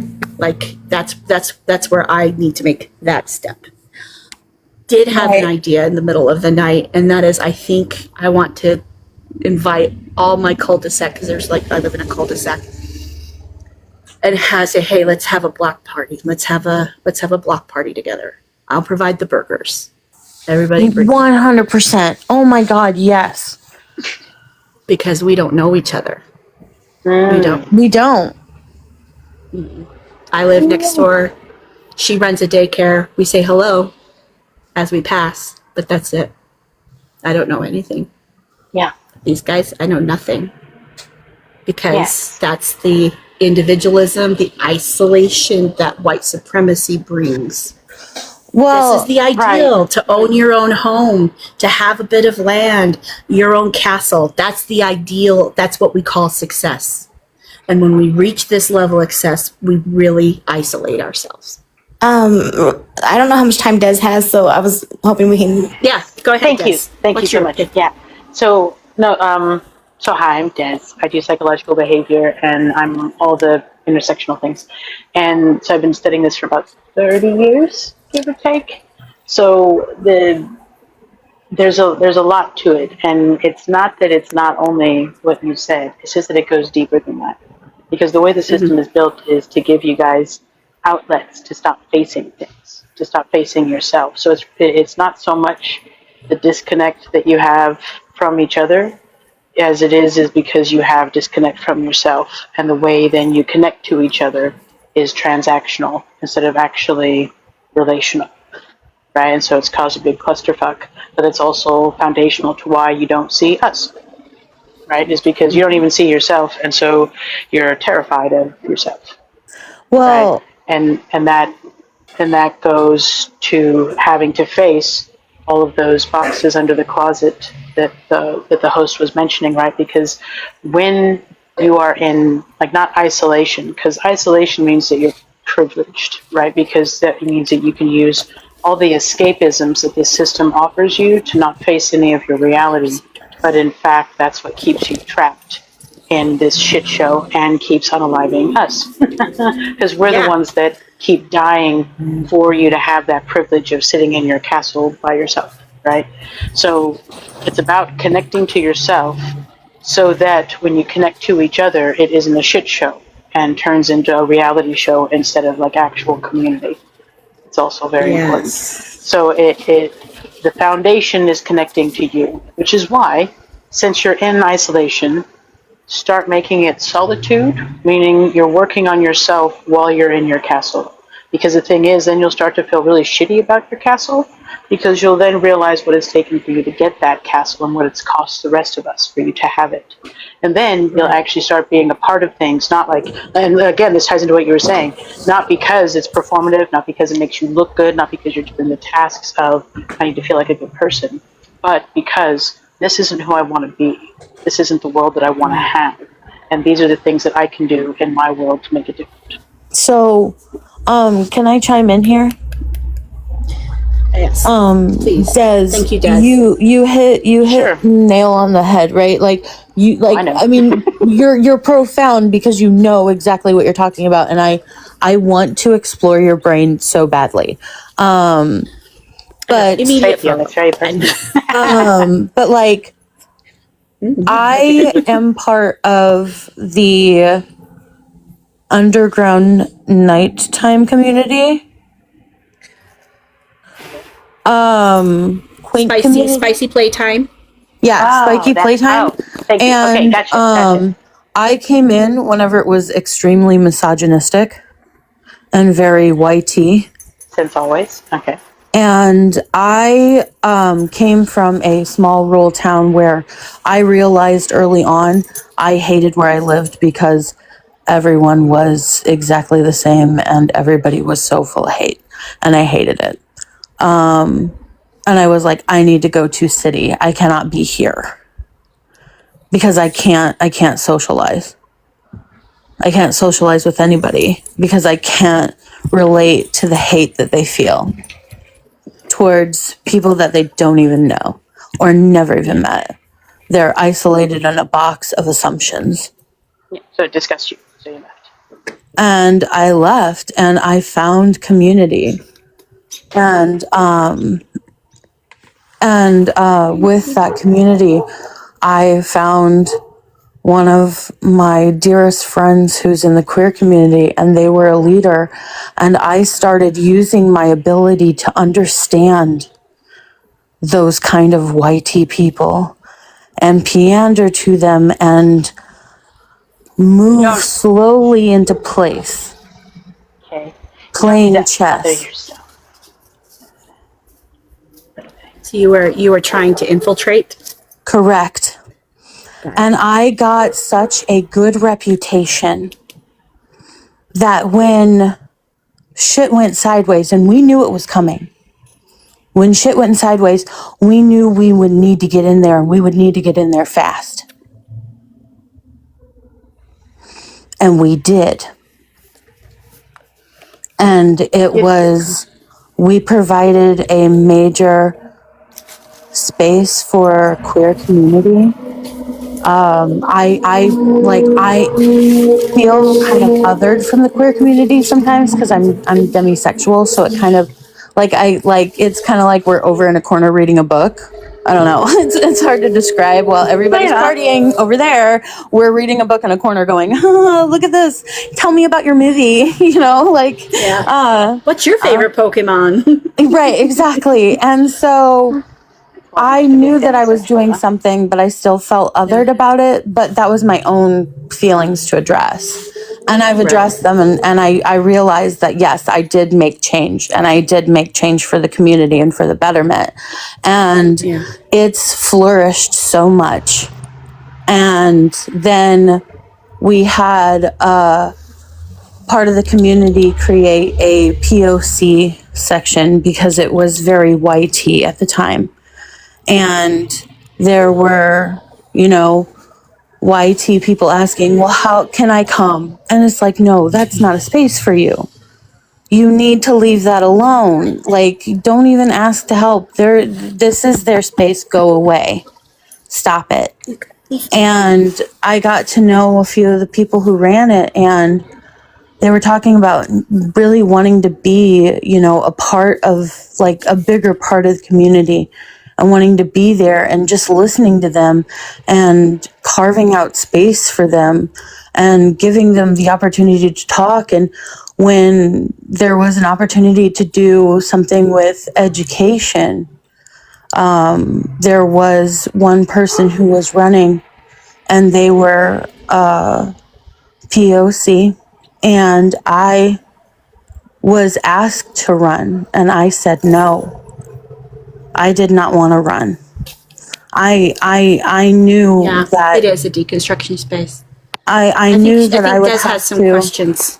I knew that I would have to move away from it, and the thing is it's not. I don't want praise for that or anything like that. It's. I want to see what you're going to bring to the table because I know you have a lot of good shit. You want this so bad, I want Des has this some questions for you, Tease. Well, Davina, would you like to ask them? Because I'll just make statements. No, I mean, unless you wanted me to, because I'm.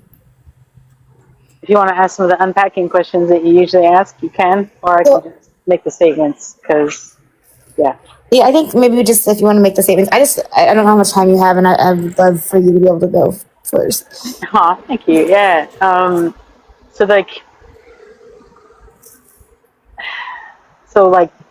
One of the things that I see when I go into a lot of white spaces that are attempting to deconstruct is othering, right? And othering themselves from what needs the deconstruction. And it's often in the effort, kind of, again, pointing back to what the host was talking about before, about performance and feeling like the good one, right? And making sure that you feel good about the thing that you're doing so that you're separate from all the shit. And the hard part is accepting that you're not separate from all the things. Sorry, I don't know if you're okay with pretending. No, you're 100% correct. You're 100% correct, but I call it out. I call it out. Hang on.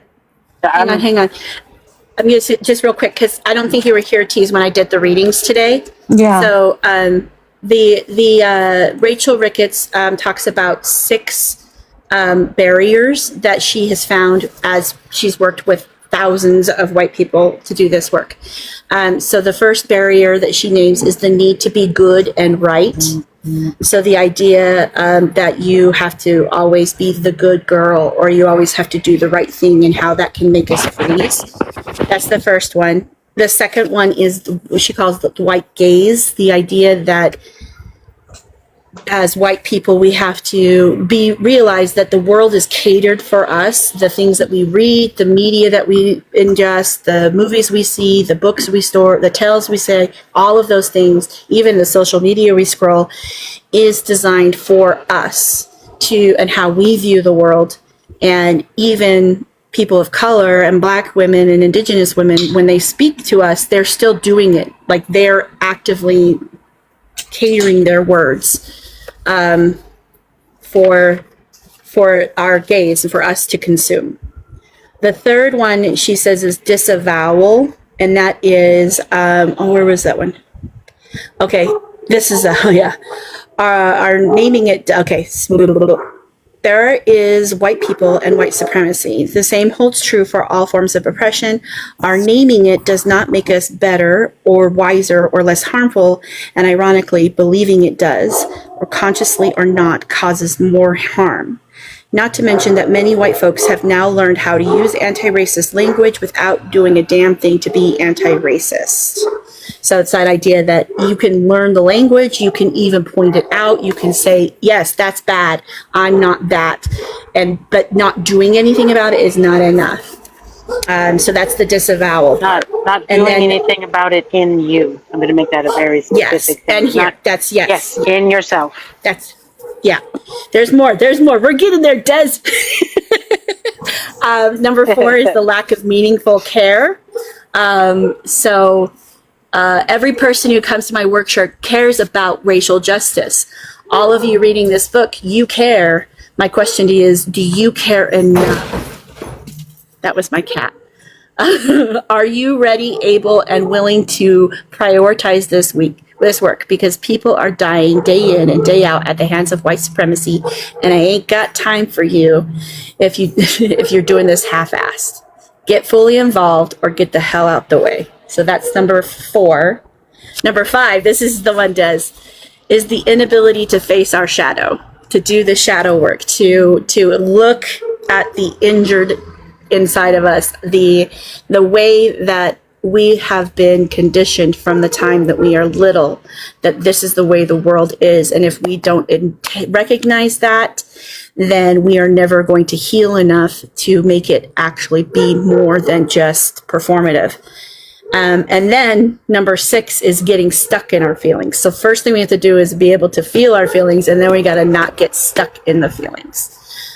So those are the 6 barriers that Rachel lists and that she has been able to name and recognize and name that stops us from actually getting social justice and racial justice completed. Okay. Yeah. And so much more, really, because it's a very, I don't know how to say it, like a flattering take on it, because it also has a lot to do with the judgment and the criticism of white women on the environment around them, which includes just anyone and everything, but obviously especially Black women specifically, and how that is, it's all about other, right? It's part of that projection of not facing self.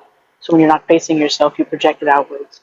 And there's people all the time that think, oh, well, I manage it really well and people can't tell. And just so everybody knows, that is complete shit and not accurate, right? People can tell, especially if you have anyone moderately close to you. And even if you don't, people that just engage with you can tell things that are off.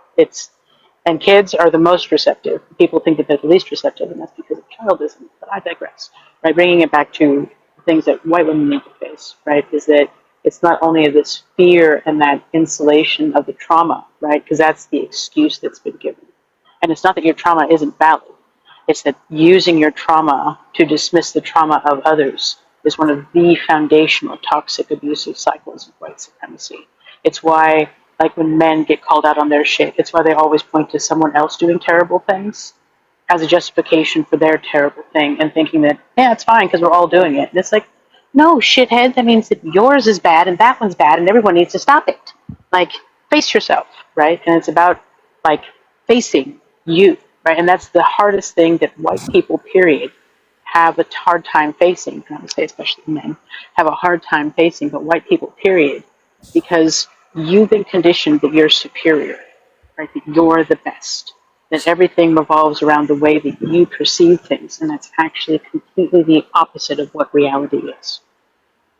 Because what you've been conditioned with is the normalization of abusive behaviors to the point that you Right. found your coping mechanisms, right? Like emotional manipulation, which is an AFAB response to AMAB oppression, right? That's patriarchy shit.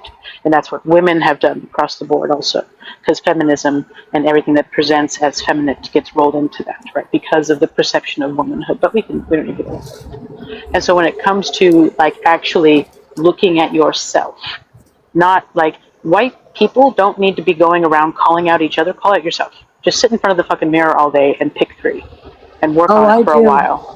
I So do. it's No, just about I got caught. I fell into that trap. yeah. Thanks. Yep, you're right. I did. And it's an easy one to fall I into do. because it's Yeah. part of this process that they've made in this system to hang you up at every possible moment, right?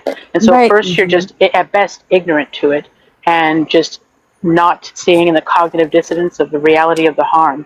And then when you finally start seeing the harm, well, you don't want to be the bad person, so you tend to fall into the saviorship, right? Being a white savior, and that's when you get into the good performing and I have to be task oriented, and then it gets sucked into, unfortunately, some of what that person was saying in that book, getting sucked into being task oriented about you have to do things, particularly outside of yourself.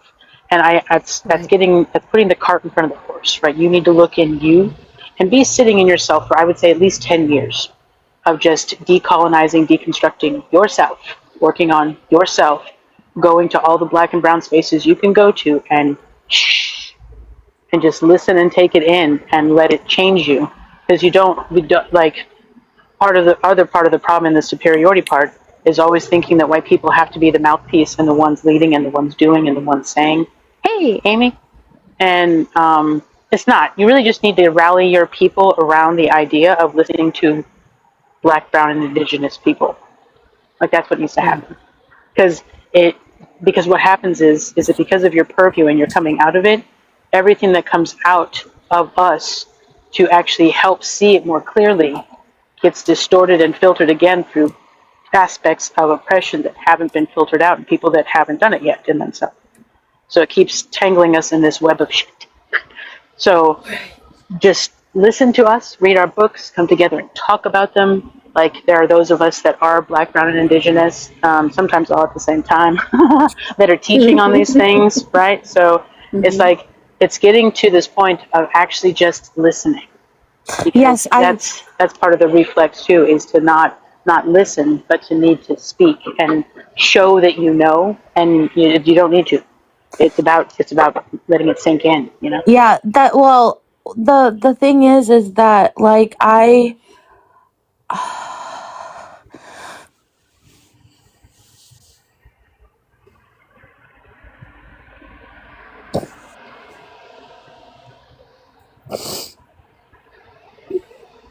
apologize. I'm gonna get a little upset. It's okay. Do you need to mute for a second? It's okay. Go ahead and mute for a second and collect yourself. And then when you collect yourself, we can talk some more. It's hard. It's give me one moment. Yeah, T. Okay. I'm gonna go ahead and mute you for a second. Okay. Sure. Okay. You're all right. Okay. So yeah. Okay, Des, I got a lot of thoughts going on. And I love it. Thank you Yay, for thoughts. making my brain tinkle. Yeah. I know. Because there's this collective break, well-deserved rest that's happening, and a lot of white women go do stuff, and I feel the urgency to do the stuff, but is the stuff that we're trying to do the wrong stuff? Are we actually supposed to instead? we are trying to say we're going to go fight the system, but we can't fight the system unless we're fighting the thing that's inside of us. And what we need to be doing is focusing on that shit and not doing rallies and protests. Yes. We need to. Yes. Yes. Thank you. Yes. Yep. That's why it's not enough. That's why it's never not enough, because we're doing it for the wrong reason, and we're putting the cart before the horse. We're trying, and it's fucking sense of urgency. Mm-hmm. And it's also what keeps you sense sucked. Of urgency. And it's what keeps you actually sucked into that system of proximity of power too, because what it does is that design is so that you then, white women, get burnt out. And you're like, I'm so tired of fighting, which they've already preconditioned you to be, right? The dainty white woman that needs the damsel distress bullshit. I am. And so then you can motivate. So then what you do is then you lean back into white men and motivating and using their emotions and being like, this is too much. Stop it. Just I need you to get out there, husband. I need you to get out there. And they're going to get out there and they're going to turn fucking violent. Yes, and if you do, though, I will give you special cookies. And then they will do anything for special cookies because men only think with one head. So, because they're simple. Yes, and that's the thing, is that white men have been conditioned to be very simple, which is why they're easily emotionally reactive. And that's why white women can easily manipulate them. And that's why white women need to face their things, because you are primary fuel that keeps the system going. And so you don't have to like show the things, you just need to do the things, right? You don't need to don't get me wrong, I appreciate the protests in France, right? The big show, making it loud, being loud. Loud is important though, right? So but it's about like, what are you being loud about? Okay, well you're mad at fascism. So are we. Like we have been for a couple hundred years now. So what are you doing though? Like how is it like and that part is having to face yourself to make sure that you're not continuing to fuel it, while simultaneously sharing what you have learned, right? And this is important. This is the work. This is the other part of the work. For the other part, tell other white women your fuck-ups and your lessons, right? Instead of pointing to the history that you haven't actually exercised in you yet, which is also the other reason why it's foundational for you to focus on self first, so that you actually have that to share. Because right now, like you guys were just saying, right? White women are learning the lingo, are taking the ideas and the things from us, and then not actually doing it. And that's because that's what happens when your world is conditioned to be a performance. It just has to look it. It doesn't have to be it. And that privilege comes at our expense, because we have to live it and we're the expense of it. And so we get doubly shat on. And that's something I said earlier, and I want to point it out, is that when you were saying like it's really hard to face the things that you've done wrong, right? And to look for actively the things that you need to detox from, the things that you're doing that are harmful, right? That is only primarily for white people and white-minded people. Because the thing is that the rest of us by default are looking at why we're the problem. We're told that we're poor because we're the problem. We're told that we're the problem because of the color of our skin, because we have Africanness, because that makes us all of these things that are obviously derogatory and bullshit, right? But we have to go through the whole process, and that's what we have to decolonize, right? Everyone has to do it. But racism for white people, anti-blackness for the rest of us, because we're, well, actually for black people, everybody else is racist, but I digress. Right? And so, and so it's about having to unpack all of those things because of how it's conditioned us to see ourselves and move in the world. And the problem is that we've been conditioned to see ourselves as the problem, and that the results of our trauma, right, like being enslaved and how that conditions our mind, and the conditions of our mind in that, we are taught are our fault, and we're the reason why, and we are to blame for it. And in fact, we're supposed to be grateful for it happening, right? And the reality is that all of that is obviously utter bullshit. But to undo, like, the centuries of what's been done to us, that takes time. And the thing is this is also centuries of what's been done to you, but it's been self-erasure for the sake of having greater safety. And that is a side effect. And this kind of ties in, Davina, to what we were talking about in the comments, about how white women are abused, right? You are suffering from the system. And the difference is it's a spectrum, right? You are safer than us. And because you're safer than us, part of your abuse has been, well, if you don't do the manipulation the way you do, then we're going to treat you the same as them. And so there's that fear aspect that's in there, and that's a reality, right? So, but it's about facing all those things, because the truth is they're lying, abusive pieces of shit. And when we come together and see that's the reality, that's when they're undone, right? Because then you see that we're not the problem, and we see that we're not the problem, and then white women, then you're not participating in holding up the problem, because that's where your condition of being quiet about abuse comes from, right? Because then you also had to normalize for what you were receiving yourself already. We just received more of it more loudly, because that's where, when you were directing it away from you, it doesn't just magically vanish, right? It happened onto all the rest of the world. Right. So, so that's tying it all together. So, white women, the work is in you. Love you, mean it. And we also have to own our piece that as white women, we're the ones who are raising our boys to turn around and become the very thing that is abusing us.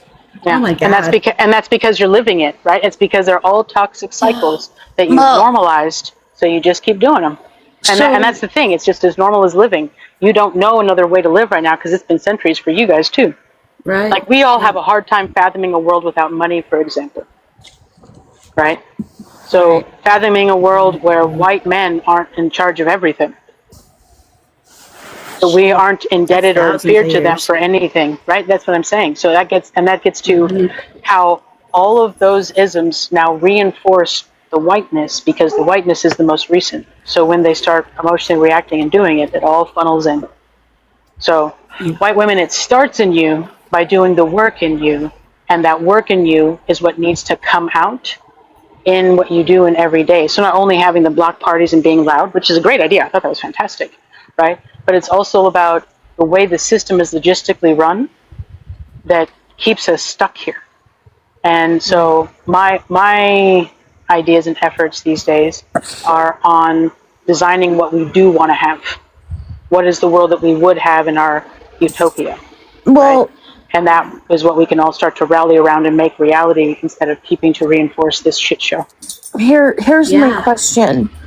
I have a question, right?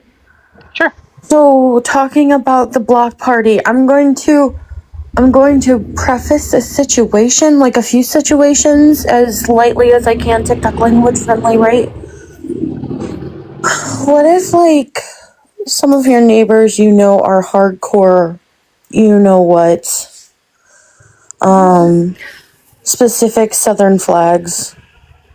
Like, it's about who you want to get to know. So this is the thing too. But the thing is, I don't even know that much about them to know who and who. Like, this is them talking bare beginning. Like, we gotta at least know each other's names. yeah, Well, the thing is that we don't need everybody, and that's a really hard thing that I think white people have a hard time with, because of the conditioning of one of the greatest fears that white people have is being alone.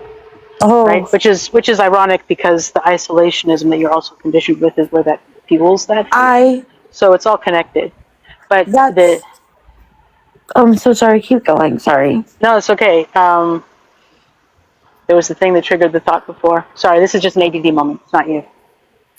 What were we saying? The block party, and how I don't even know who I can who and would being be flying selective. the flags. Yes, and being selective about who you have in your life and who you build community with. Because this is the thing. Part of the fear of being alone is this whole big tent idea: get everybody, and that's actually a load of shit, right? Because that's just so abusers can be included and don't actually get called out. So you fear calling them out and don't, right? So this isn't about everybody coming along. This is about finding the like-minded that are wanting justice and equality, and wherever they may be at in it. Cool. For me, and I've told Davina this many times, my standard of this is the openness to receive and the desire to have it, right? The correction, the understanding, the knowledge, because everything else, it just is performative, and you're going to white woman your cry tears when you need to, or you're going to have your meltdown as a white man when you feel like it, because as soon as you feel uncomfortable, you're going to flip your switch on us, and that's why we get to treat you guys like pew-pews, because we never know when you're going to go off, right? Because it's all about when you feel cornered by something. And so that's right. When you're triggered by something, it's the emotional reaction that you have. And I I've been out of the official psychology industry because it is so whitewashed for probably about 15, 20 years now. It is ridiculous. It's so wild. But this isn't even something that I've heard people talk about before. It's going to be in my book, but I haven't, life keeps happening. So, but yeah, Rude. just like, yeah, I know, isn't it? Isn't it? Fuck this system. So I can chime in. It's that. Oh. I just real quick. There's a new word we learned tonight, which was white wildness. So I was gonna find that where she writes what that is. Interesting. The fragile. Yeah, the white wildness is what she calls it. It's the fragile and the ferocious defensive response white folks commonly have in regards to race or racism. Oh, that's a trigger response. Yeah. It has an official name. Yeah, I love it. I love it that she called it white wildness because I've heard people talk about white fragility, and I've seen white rage, and I think that white wildness just kind of ties it all together because you don't know which one you're going to get. Yeah, I liked it. Well, the reason I'm using the actual scientific names is because a lot of these vague things get used to conflate, especially down the line, and especially by white supremacists, which is the problem. Absolutely. So, but it's not. It's not words. Yes, and they distort them on purpose. It's pretty wild. Even these days, how they're trying to distort what whitewashing is. It's like we're just proud of who we are. Good for you. Nothing to do with that. Whitewashing means that you're erasing the goodness of others, so that you feel good about you, and that's not good. So it's all history. You're right. It is all history, but historically, we don't tell their history. So that's why we had to separate it out. Yes, because you need to erase it from existence so that you can erase us. We don't have to feel bad about what you've done to us. Oh, yeah. I have a unique perspective. I think myself. I'm not just saying it to say it, right? Why I was getting upset is because my grandmother would abuse me. She would put me through systemic abuse that she went through. I was the firstborn. My dad went through the exact same thing. Mm-hmm. He ignored it. Yeah, and that's. Go ahead, Des. I was just going to say, and that is an emotional trigger, right? And that's the hardest part about this, right? Is that it's tied to very real feelings, to very real experiences, to very real life. And the thing is that because of the way society is structured, white people get to rest in that. And that goes back to what kind of we were talking about earlier about not sitting in your feelings, but moving through them. Right. Right. And so, yes, and that is the hard part about it is when you're facing yourself and these triggers, I call it very purposefully a healing journey, no matter what you do, because those are always the things you're going to run into, because it's about healing things in you that you have to face that are hard to face because of these realities. And 100%. That's the reasons why you push it away. And that's what gets us unalive. And right? the thing is that what I realized is it was, and I'm like realizing more and more things, and it's really, really weird, right? I feel that I feel that what I was going through was my grandmother trying to make me like her and trying to destroy my empathy. But every time I would be home, my mom's a very matriarchal woman, and my dad is in love with her to the core. He is a hardcore feminist. She was the breadwinner for the longest time, and he was cheering her on and making sure that dinner was on the table. They were a team. And I would experience that, but my grandmother, she would use every word under the sun that you could think of. Every word. It was terrible, and nobody would call her out. I did.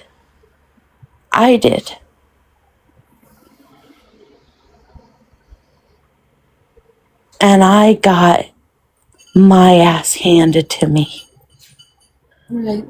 my grandmother started manipulating my dad in phone calls to tell him that I did something to her so that he would whip me with a belt.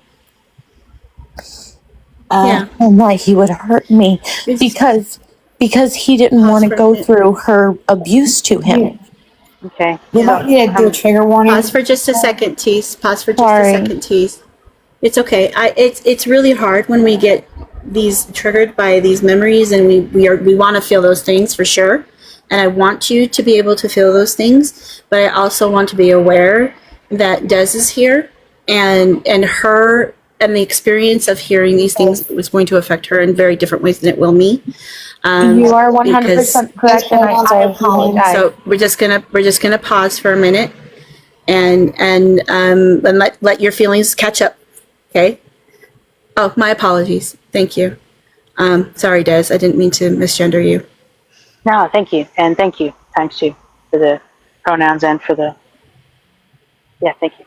I'm so sorry. You're okay. You're okay. Just pause for a minute. Yeah, have a mute. And know that your Breather. experience is very valid for you.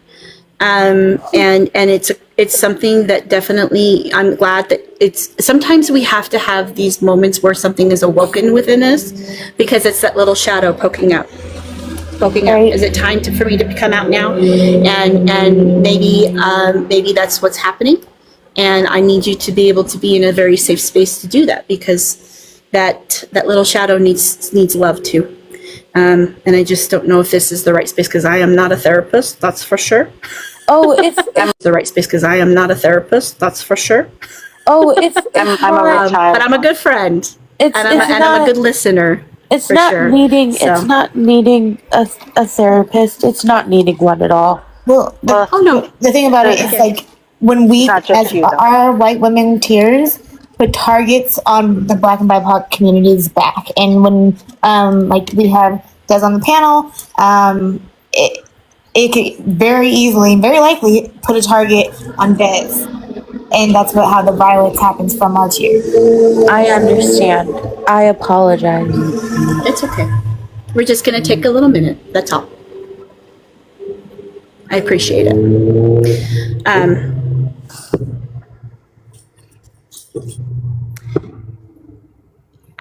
I think that that there is that need to be. Hang on. I'm going back to the barriers, guys. Excellent. Getting stuck in our own feelings. The last major obstacle I frequently witness in this work is getting stuck in our feelings, most often grief. And I feel all my feelings all the time, because she says she's an empath, and I'm like, I know that feeling. But I'm aware that it ain't doing nobody no favors, and that I'm doing my major inner work to make modifications. When you get stuck in your feelings, you're getting stuck in your own self, and being stuck in your mind is not advancing anti-racism. It's settling into self-indulgence. Oh, that's really hard to hear, but man, that's true.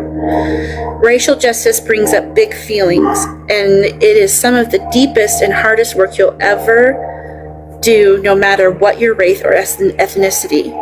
You will feel the full range of emotions, from anger to grief, from anger to guilt, to grief, shame, and sadness. But feelings are feelings. Sorry, read that again. But feeling our feelings ain't the same as getting stuck in them. Way too often, I witness predominantly cis white women get overwhelmed with emotion about how this work makes them feel, and that's where they stay, stuck in a grief-ridden guilt trip, and that's not helping me, them, or anyone who has been harmed by them specifically, or white supremacy on the whole. When you get stuck in your feelings, you will inherently make anti-oppression work about you and not about those whom you have harmed, which is missing the point entirely. For BIPOC women of color, this most often shows up as a tendency to stagnate in grief, shame, or trauma. That's got to be a hard place to stay. We often struggle to feel the fulsomeness of our feelings and tolerate the many mixed emotions that arise for us and the white folks we witness while doing this work. So I encourage everyone to feel their feels, please. Let your feels flag fly. I love that. But let yourself truly feel those uncomfortable experiences, especially your personal and collective grief, to move up and out, to process to completion so that you can transmute those feelings into supportive action. Fear not. I'll be helping you here. You're not alone.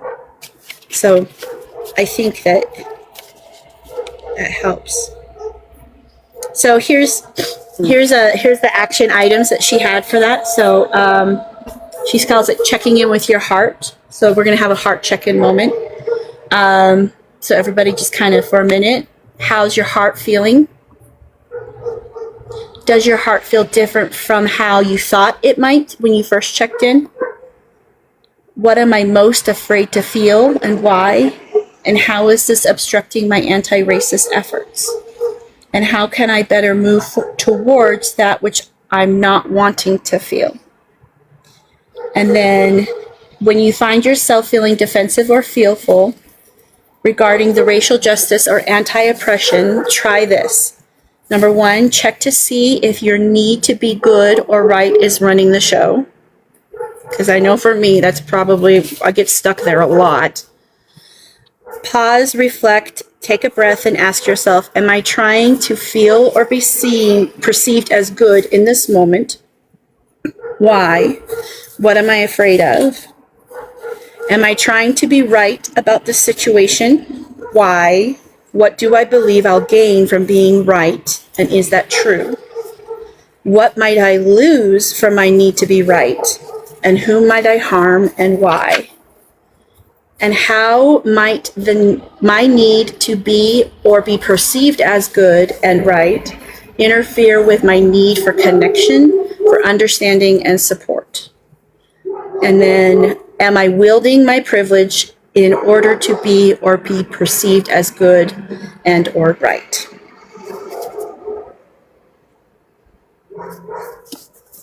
Yes. So, whew. Yeah. And so, okay, so this book is very much focused outward. Yeah, kind of. it's well, I just started it. So it's Okay. called Spiritual Activism and the fighting and healing from white supremacy. So this is like chapter 2. Huh. Interesting. Okay. Hopefully it grows. Yeah. Because And it's a really big book. See where this is my little bookmark. Do you sell it? Do you sell it in the TikTok shop? I got a long way to go. No, you're good. Yeah, because so like one of the major things that white women can work on, right, is emotional maturity. And the hard part about that is like, so kind of like just when you said like you feel all of your feelings all at once, right? And that part of caring, right, is that freedom, which is the privilege of just expressing whatever you feel whenever you feel it as you want, right? So those of us that are not white women don't get to do that, right? So I, like for example, I had to go through a process of being numb and not feeling any of my feelings, and those that experience more acute trauma will have kind of start at that level, right? And then as you then move forward to, then you feel the flood of emotions, often because it starts with trauma, acute trauma. And then that's when it's overwhelming, and that tends to be where a lot of white women stopped, because that you're just, we have 2 steps, you have that 1 step, right? Yep. And so identifying then your feelings, and that's where you guys have to start, is learning to identify your feelings for yourself and moving through them in yourself and seeing how far you get in that. And then when you get stalled, because it will happen, right? You will reach a stalled point when you pursue or whatever. That's when a therapist is handy, right? Because then it's about having someone that's a professional that can help you see it more clearly. Yeah, and not even just challenge you, but help you navigate it if you have a good one, right? It's about when you say that you see something, they're going to give you the tools to, hey, you can do some of these things, be able to express, to discover. These are some of the things that you can do to help you move through some of the possibilities that you have. And I know that, worldwide. Often accessibility to therapy is often a problem. Either you're vilified against it or you can't afford it, even if you do. So if Right. you find yourself in the not being able to afford it, it's called parts therapy. And I often couple that with another system called color therapy. And that will help you start to, a lot of what Davina talks about sometimes, about like being able to identify the feelings that you have in your body, like where they're showing up, and that can kind of speak to why, because your body does remember those things, right? It's kind of you being a whole person. IFS.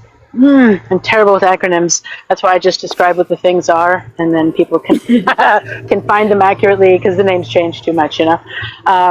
But then if you do color therapy, that can help you kind of communicate in different ways. If you're not as verbal, it really helps you. I'm autistic, and so I really love color therapy because I associate feelings with colors. And so I would start to see the colors, and then that helped me identify how I was feeling, what was going on, and kind of got to the roots of that stuff. Inner family systems, aka parts work. Yeah, same thing, parts work. Yeah, same deal. And so when you kind I of, love the comments. yeah, and so when you can really start to go Desi and swoop, love you.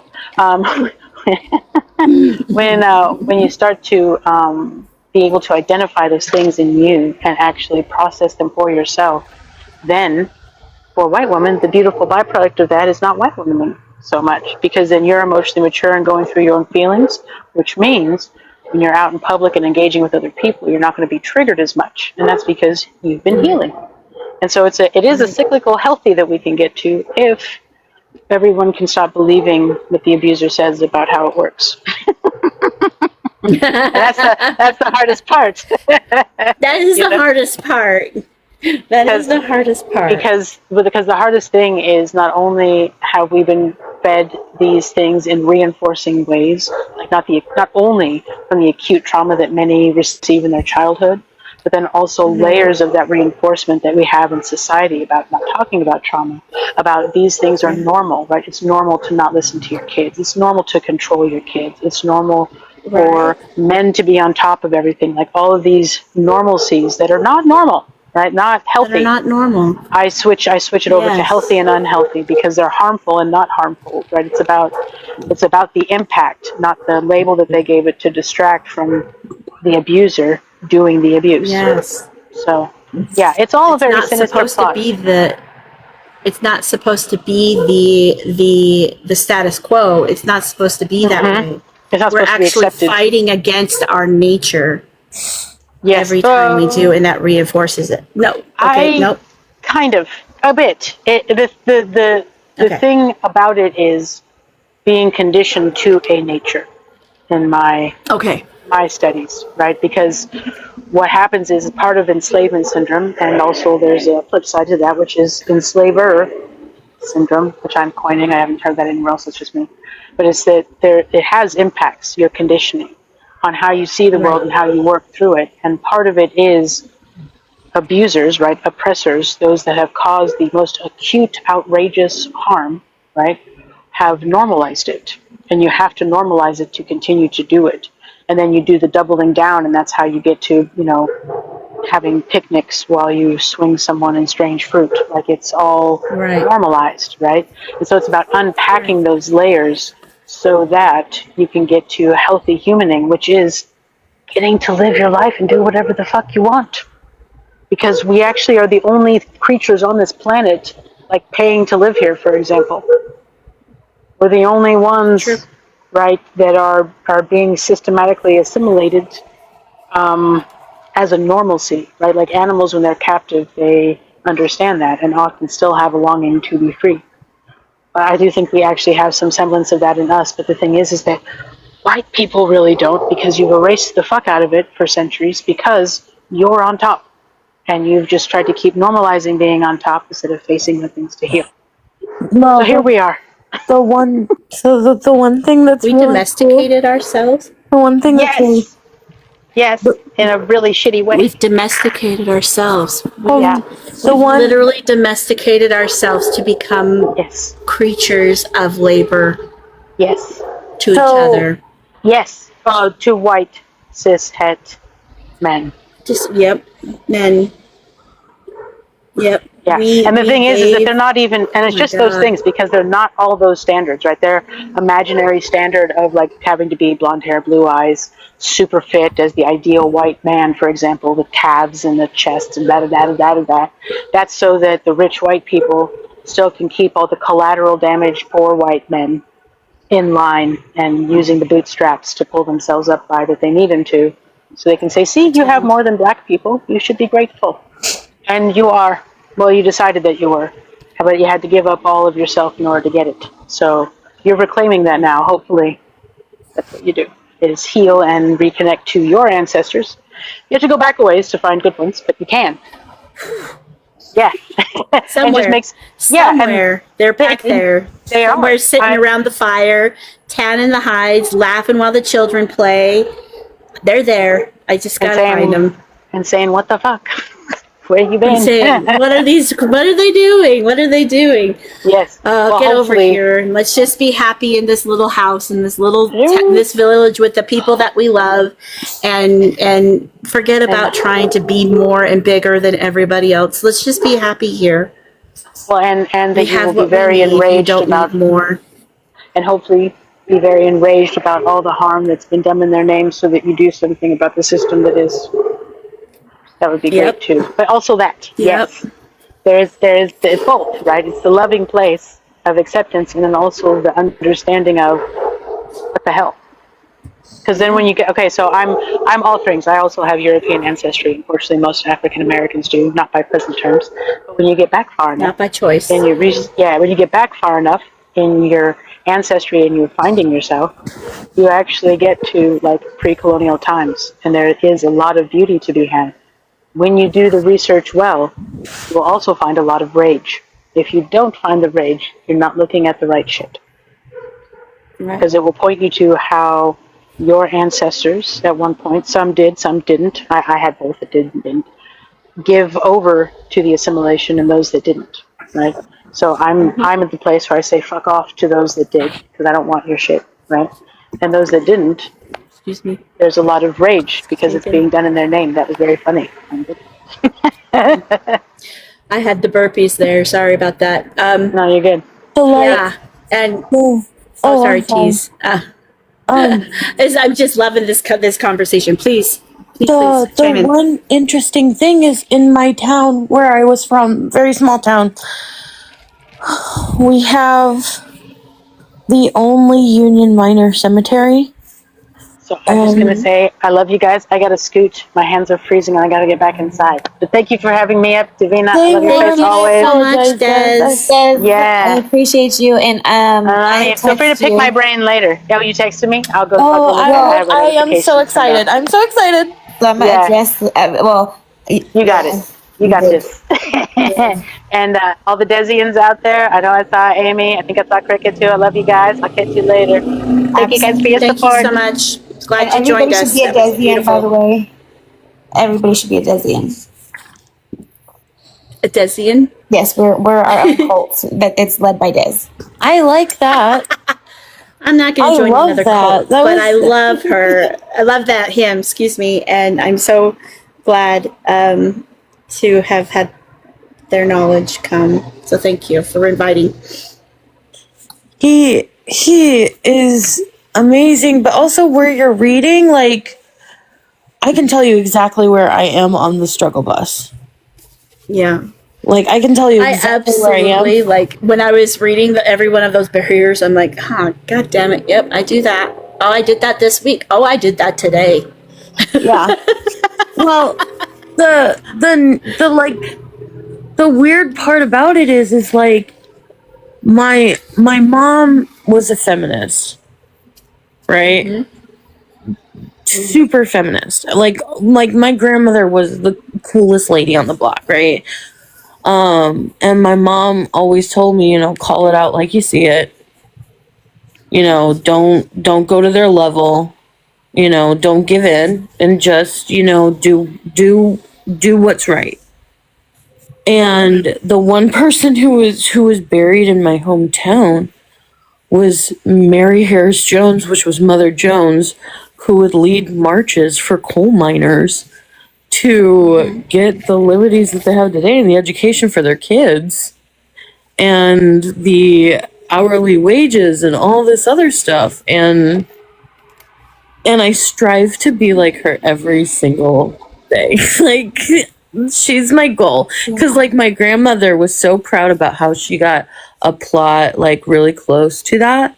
And I'm thinking to myself, okay, fine, bet. I'm going to have a plaque right next to her.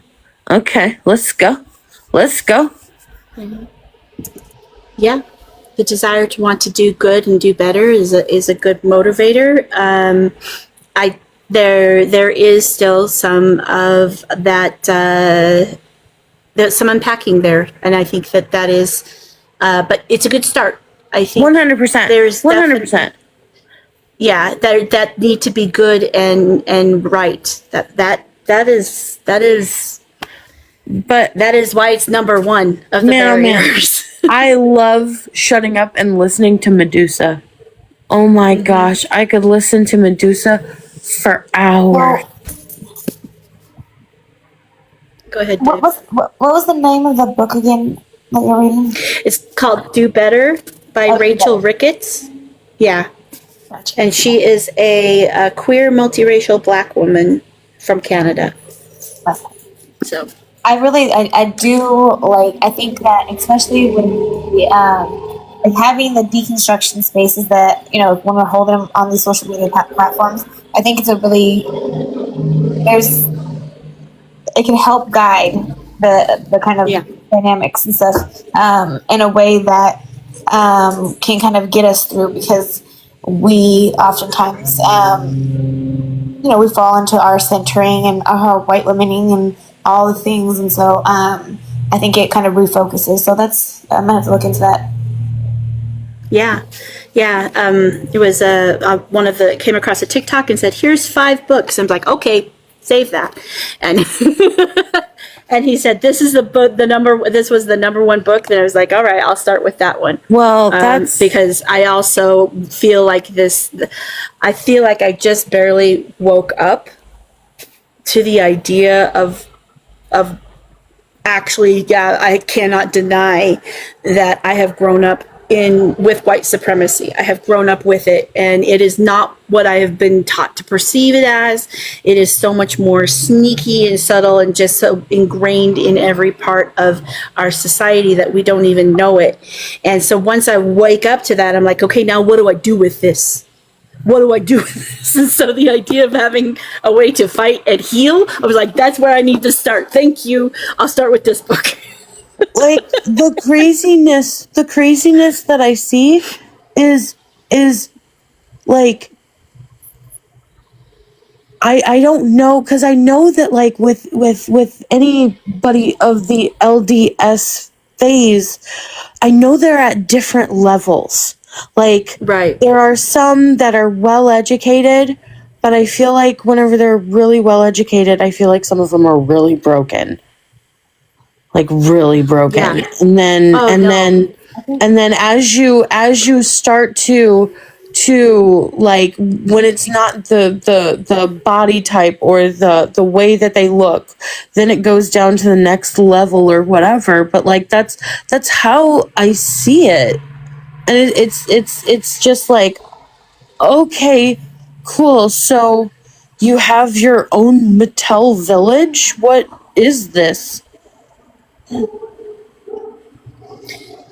Yeah, and I think that so much oftentimes, because when you have white supremacy entangled so hard with your religion and your faith, that means it's also tied into your morals and how you were raised and how you walk through the world, how you view the world, the people you interact with, all of those things. If that's all ingrained, it's going to be really hard to separate the two.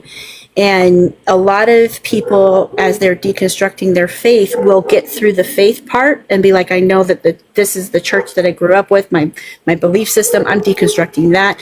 But then you have to go the layer deeper, and that's where things definitely People don't like that. We don't like that. And I can't even tell you how many times I have heard Black ex-Mormon say, we're not doing enough. Ex-Mormons are not doing enough. You guys still carry it with you. You're still carrying your racism. You're not deconstructing it. And I'm like, I'm trying. And then I cracked that little box and I was like, oh, okay. You're right. There's a whole other layer. Head down, get to work. Because I thought that I was understanding what you were saying, but I was not understanding. I was missing the point entirely. It's hard. The interesting thing is within the community that I'm in, like the community that I found, which is healing in and of itself. Like after COVID hit and started going away, I knew that it was time that I needed to come out right away, because I knew that if I did not do that in that moment, the predators were going to get back in there, right? And I got in there and taught a class on negotiations and red flags and boundaries. Right. And I taught it right away to over 200 people. That's beautiful. It was amazing. And right then and there, I was offered a position where I didn't have to pander to any board or anything. It was my own thing, where I could pick the educator and vet them and make sure that I could have them as a go-to for new people, to make sure that they're safe in the community and around the community, but also to know that the boundaries and the negotiation tactics that I'm providing them, they can use them outside of the space that they're in every single day. So you were putting up protections to help people be safer, but there's still a need for them to do that own work within themselves, because they're not always going to have people there to keep them safe, right?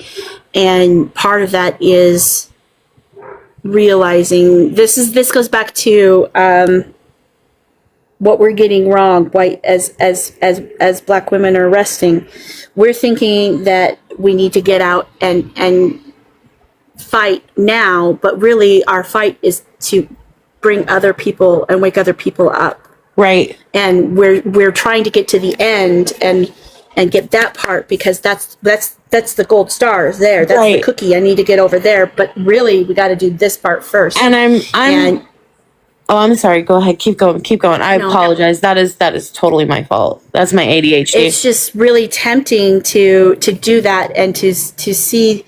And while it's good, it is good to have actions. It is good to take actions and to make steps to make things, to work towards progress. But it's not really going to be progress until we do the work, because all that's going to last is until the next person comes. And if they choose to undo what we've done, then we're right back where we're seeing that right now.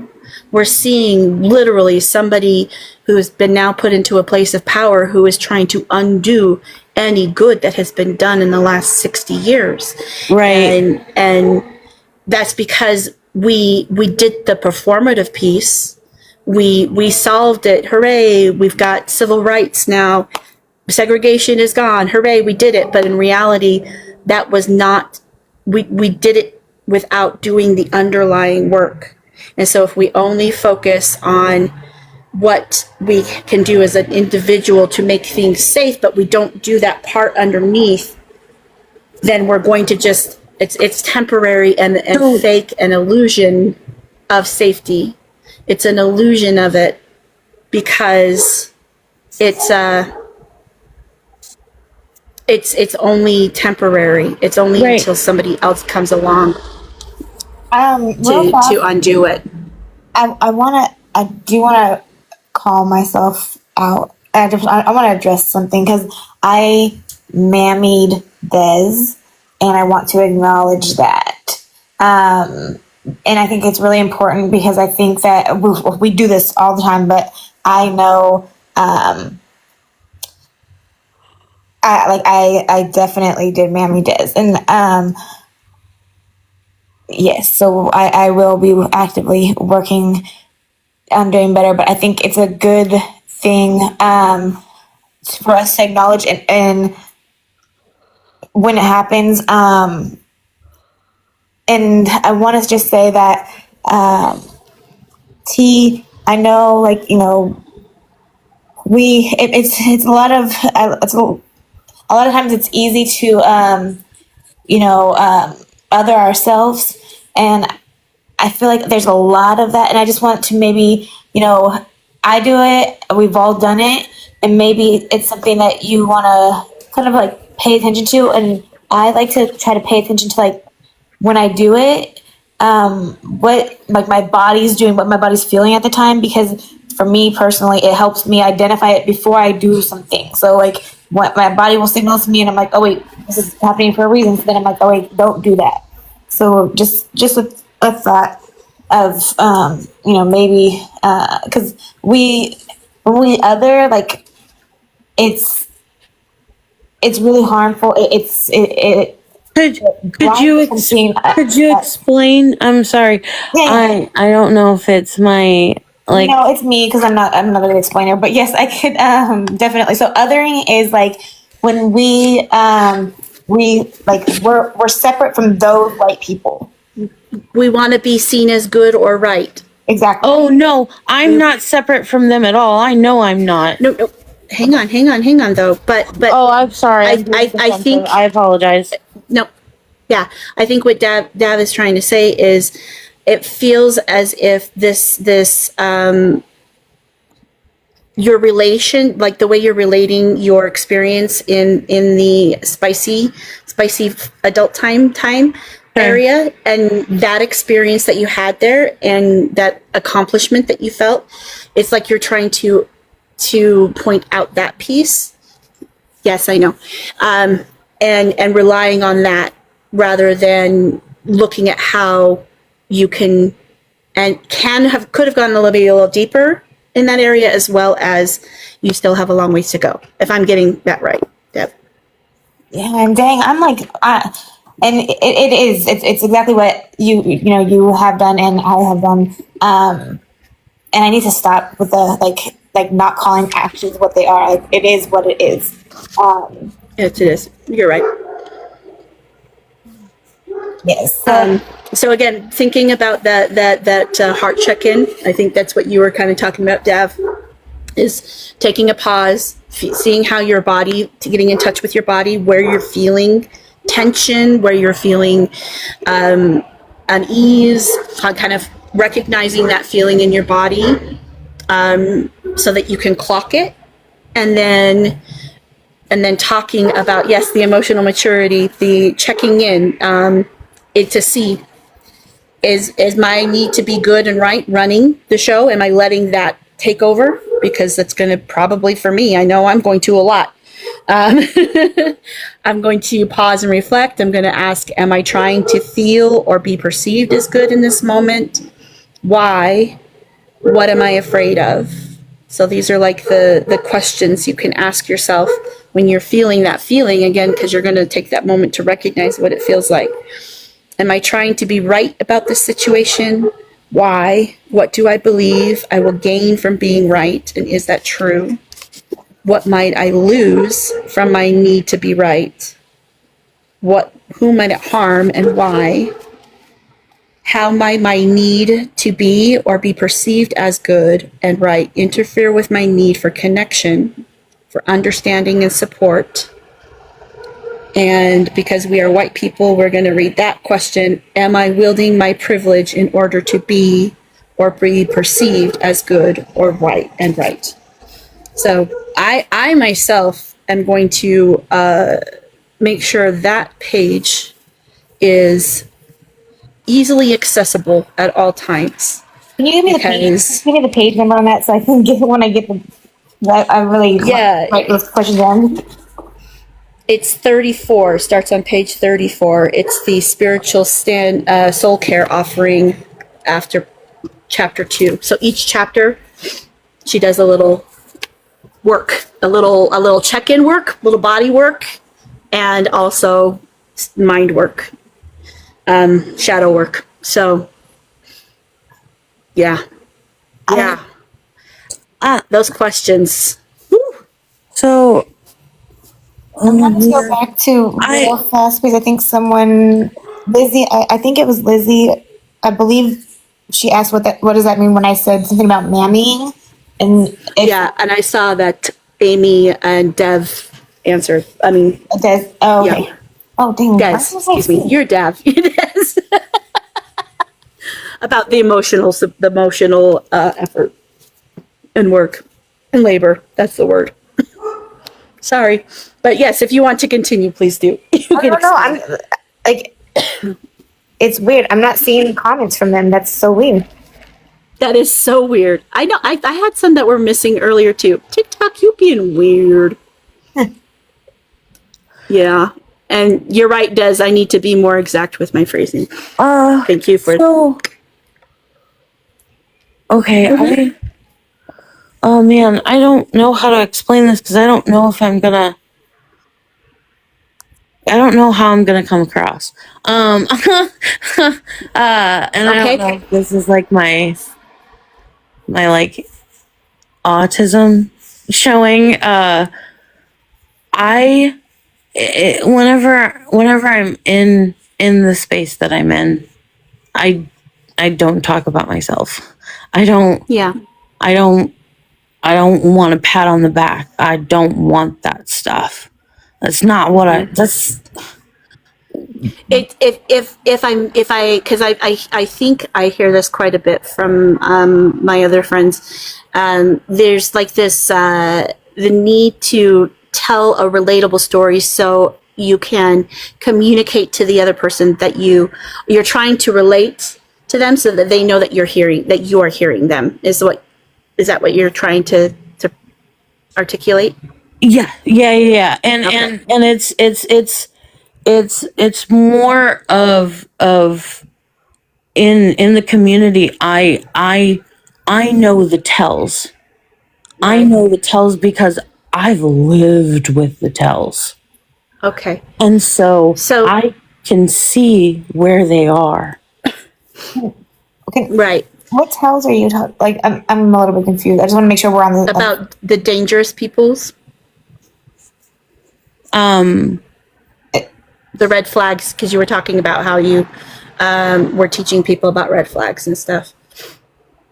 Harmful people. Harmful people. So I think the thing about it is it's more about being able to acknowledge all the harm we're doing.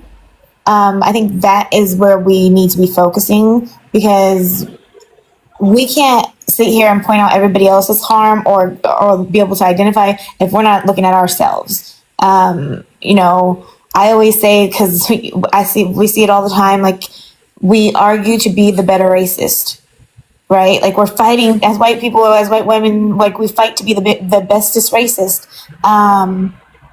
And it's like, wait, the nicest, the sweetest, not bestest, like I'm out there doing the best of oppressing, like, physical violence, but I'm the best as in I'm the good one. I'm the kind one. I'm the polite one. Yes. Right, and I'm the one that's calling out everyone. Like, I'm gonna tell That's everybody else where their racism is. I'm gonna shame someone else, or I'm gonna call out someone else when we need to be calling out ourselves. Mm-hmm. And so I think that taking that energy that you have, like, about being able to see other people's harm, and, like, putting it into us, and that's where we grow. That's where we learn. That's where we start doing less harm, because we're able to identify the harm that we're doing. And that's when, like, we could start making that progress. Right. And that's why I like, I'm working towards that more and more each day. And a lot of what I am very proficient in is establishing boundaries.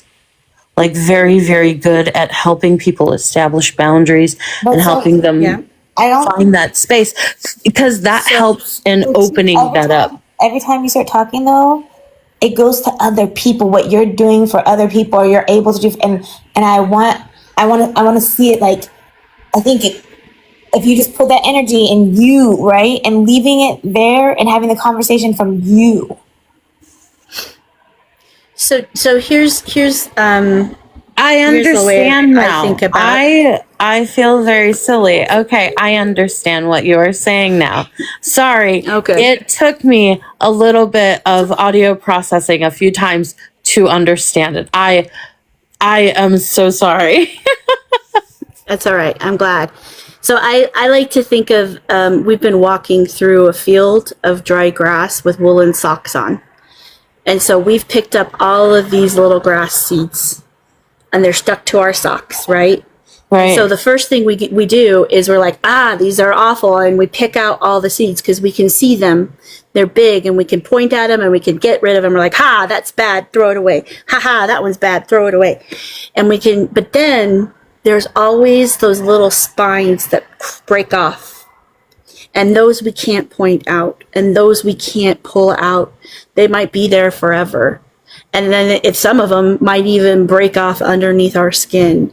And then we've got to dig that part out of ourselves. And that is the work that is never going to stop. But the first thing we do when we realize that we've got these grass seeds is we only see the big things. And it's a lot easier to point out. And sometimes we stop, we think we got all of our seeds off. And we look over and we say, let me help you get yours off. Look, you've got some grass seeds in your sock. Let me help you with those. You should really take over those. And it's a lot easier to point out other people's grass seeds than to say, okay, I really got to focus on my socks. I got to focus on my own and my little spines and the pieces that have broken off under my skin. 100%. Yeah. This has been a really good conversation, guys. Hot damn. Thank you very much for that.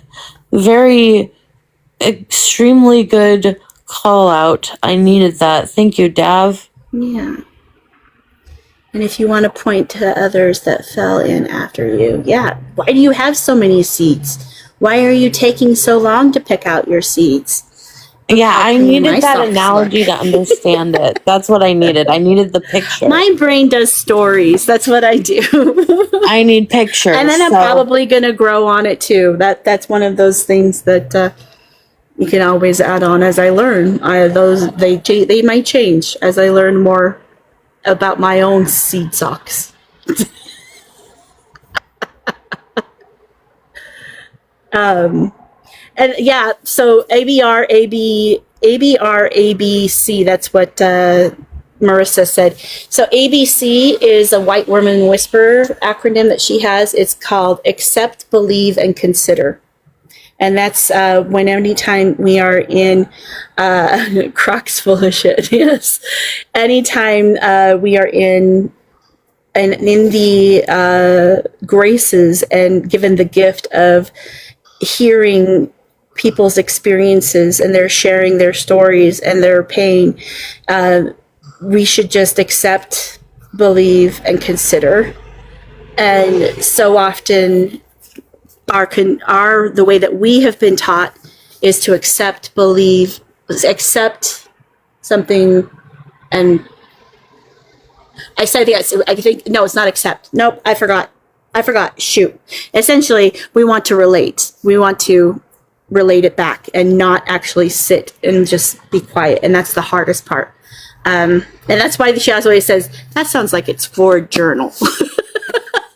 But, or a safe space where you have people that you can, who have the emotional and mental capacity to sit in that space with you. Because some of us are not journalers. I'm not a very good journaler, but I sure as heck love to get on and process things. And I think that it's really good to have somebody that you can, if you're a verbal processor, like sounds like you might be, Tease. I am. I have my friend Janaea, and sometimes I just Marco Polo her and I said, okay, I gotta do some white woman talking. And she's like, okay, let's talk. And so then I can verbally process and have her reflect back to me and help me and challenge me. And so if you can find an accountability buddy or somebody, a partner, that might be helpful too. To ding, ding, ding, be able to have that person that you can say, I've got some white woman thoughts I need to talk through in a place where I'm not going to hurt anybody. Hey, can you be On my buddy? accident. Because I understand You your bet. analogies. Yep, I will. Oh be my your god, buddy thank too. God. I get your language, so thank God. Okay, cool. Absolutely, absolutely, because that's that way we can make sure that we can process things, and we can repeat it as many times as needs to be done, and know that that we're not going to accidentally cause unintended harm to somebody and make them have to cater to our white gaze or to make sure that we don't go into our wildness, because Sure, it takes a yes. lot of labor. Yeah. Yep. So good job, crew. We did it. Every time I'm online, man, like it's just like, oh god, it's like going into a cool freaking like it's a cool talk show. I'm gonna drop down. I've gotten a bunch of new accounts because my accounts keep getting taken. So I just realized I wasn't even following you, Valkyrie. But thank you for having me up. I do appreciate it. Absolutely. Thank you, Dad. so much. Yeah. And I'm actually going to close it out for the night because this has been really good. And I'm going to go inside and go to the bathroom. That's where I'm going to go first. You guys didn't need to know that, but I've been gardening, so you get to. Well, good night, buddy. Good night. We'll talk to you later.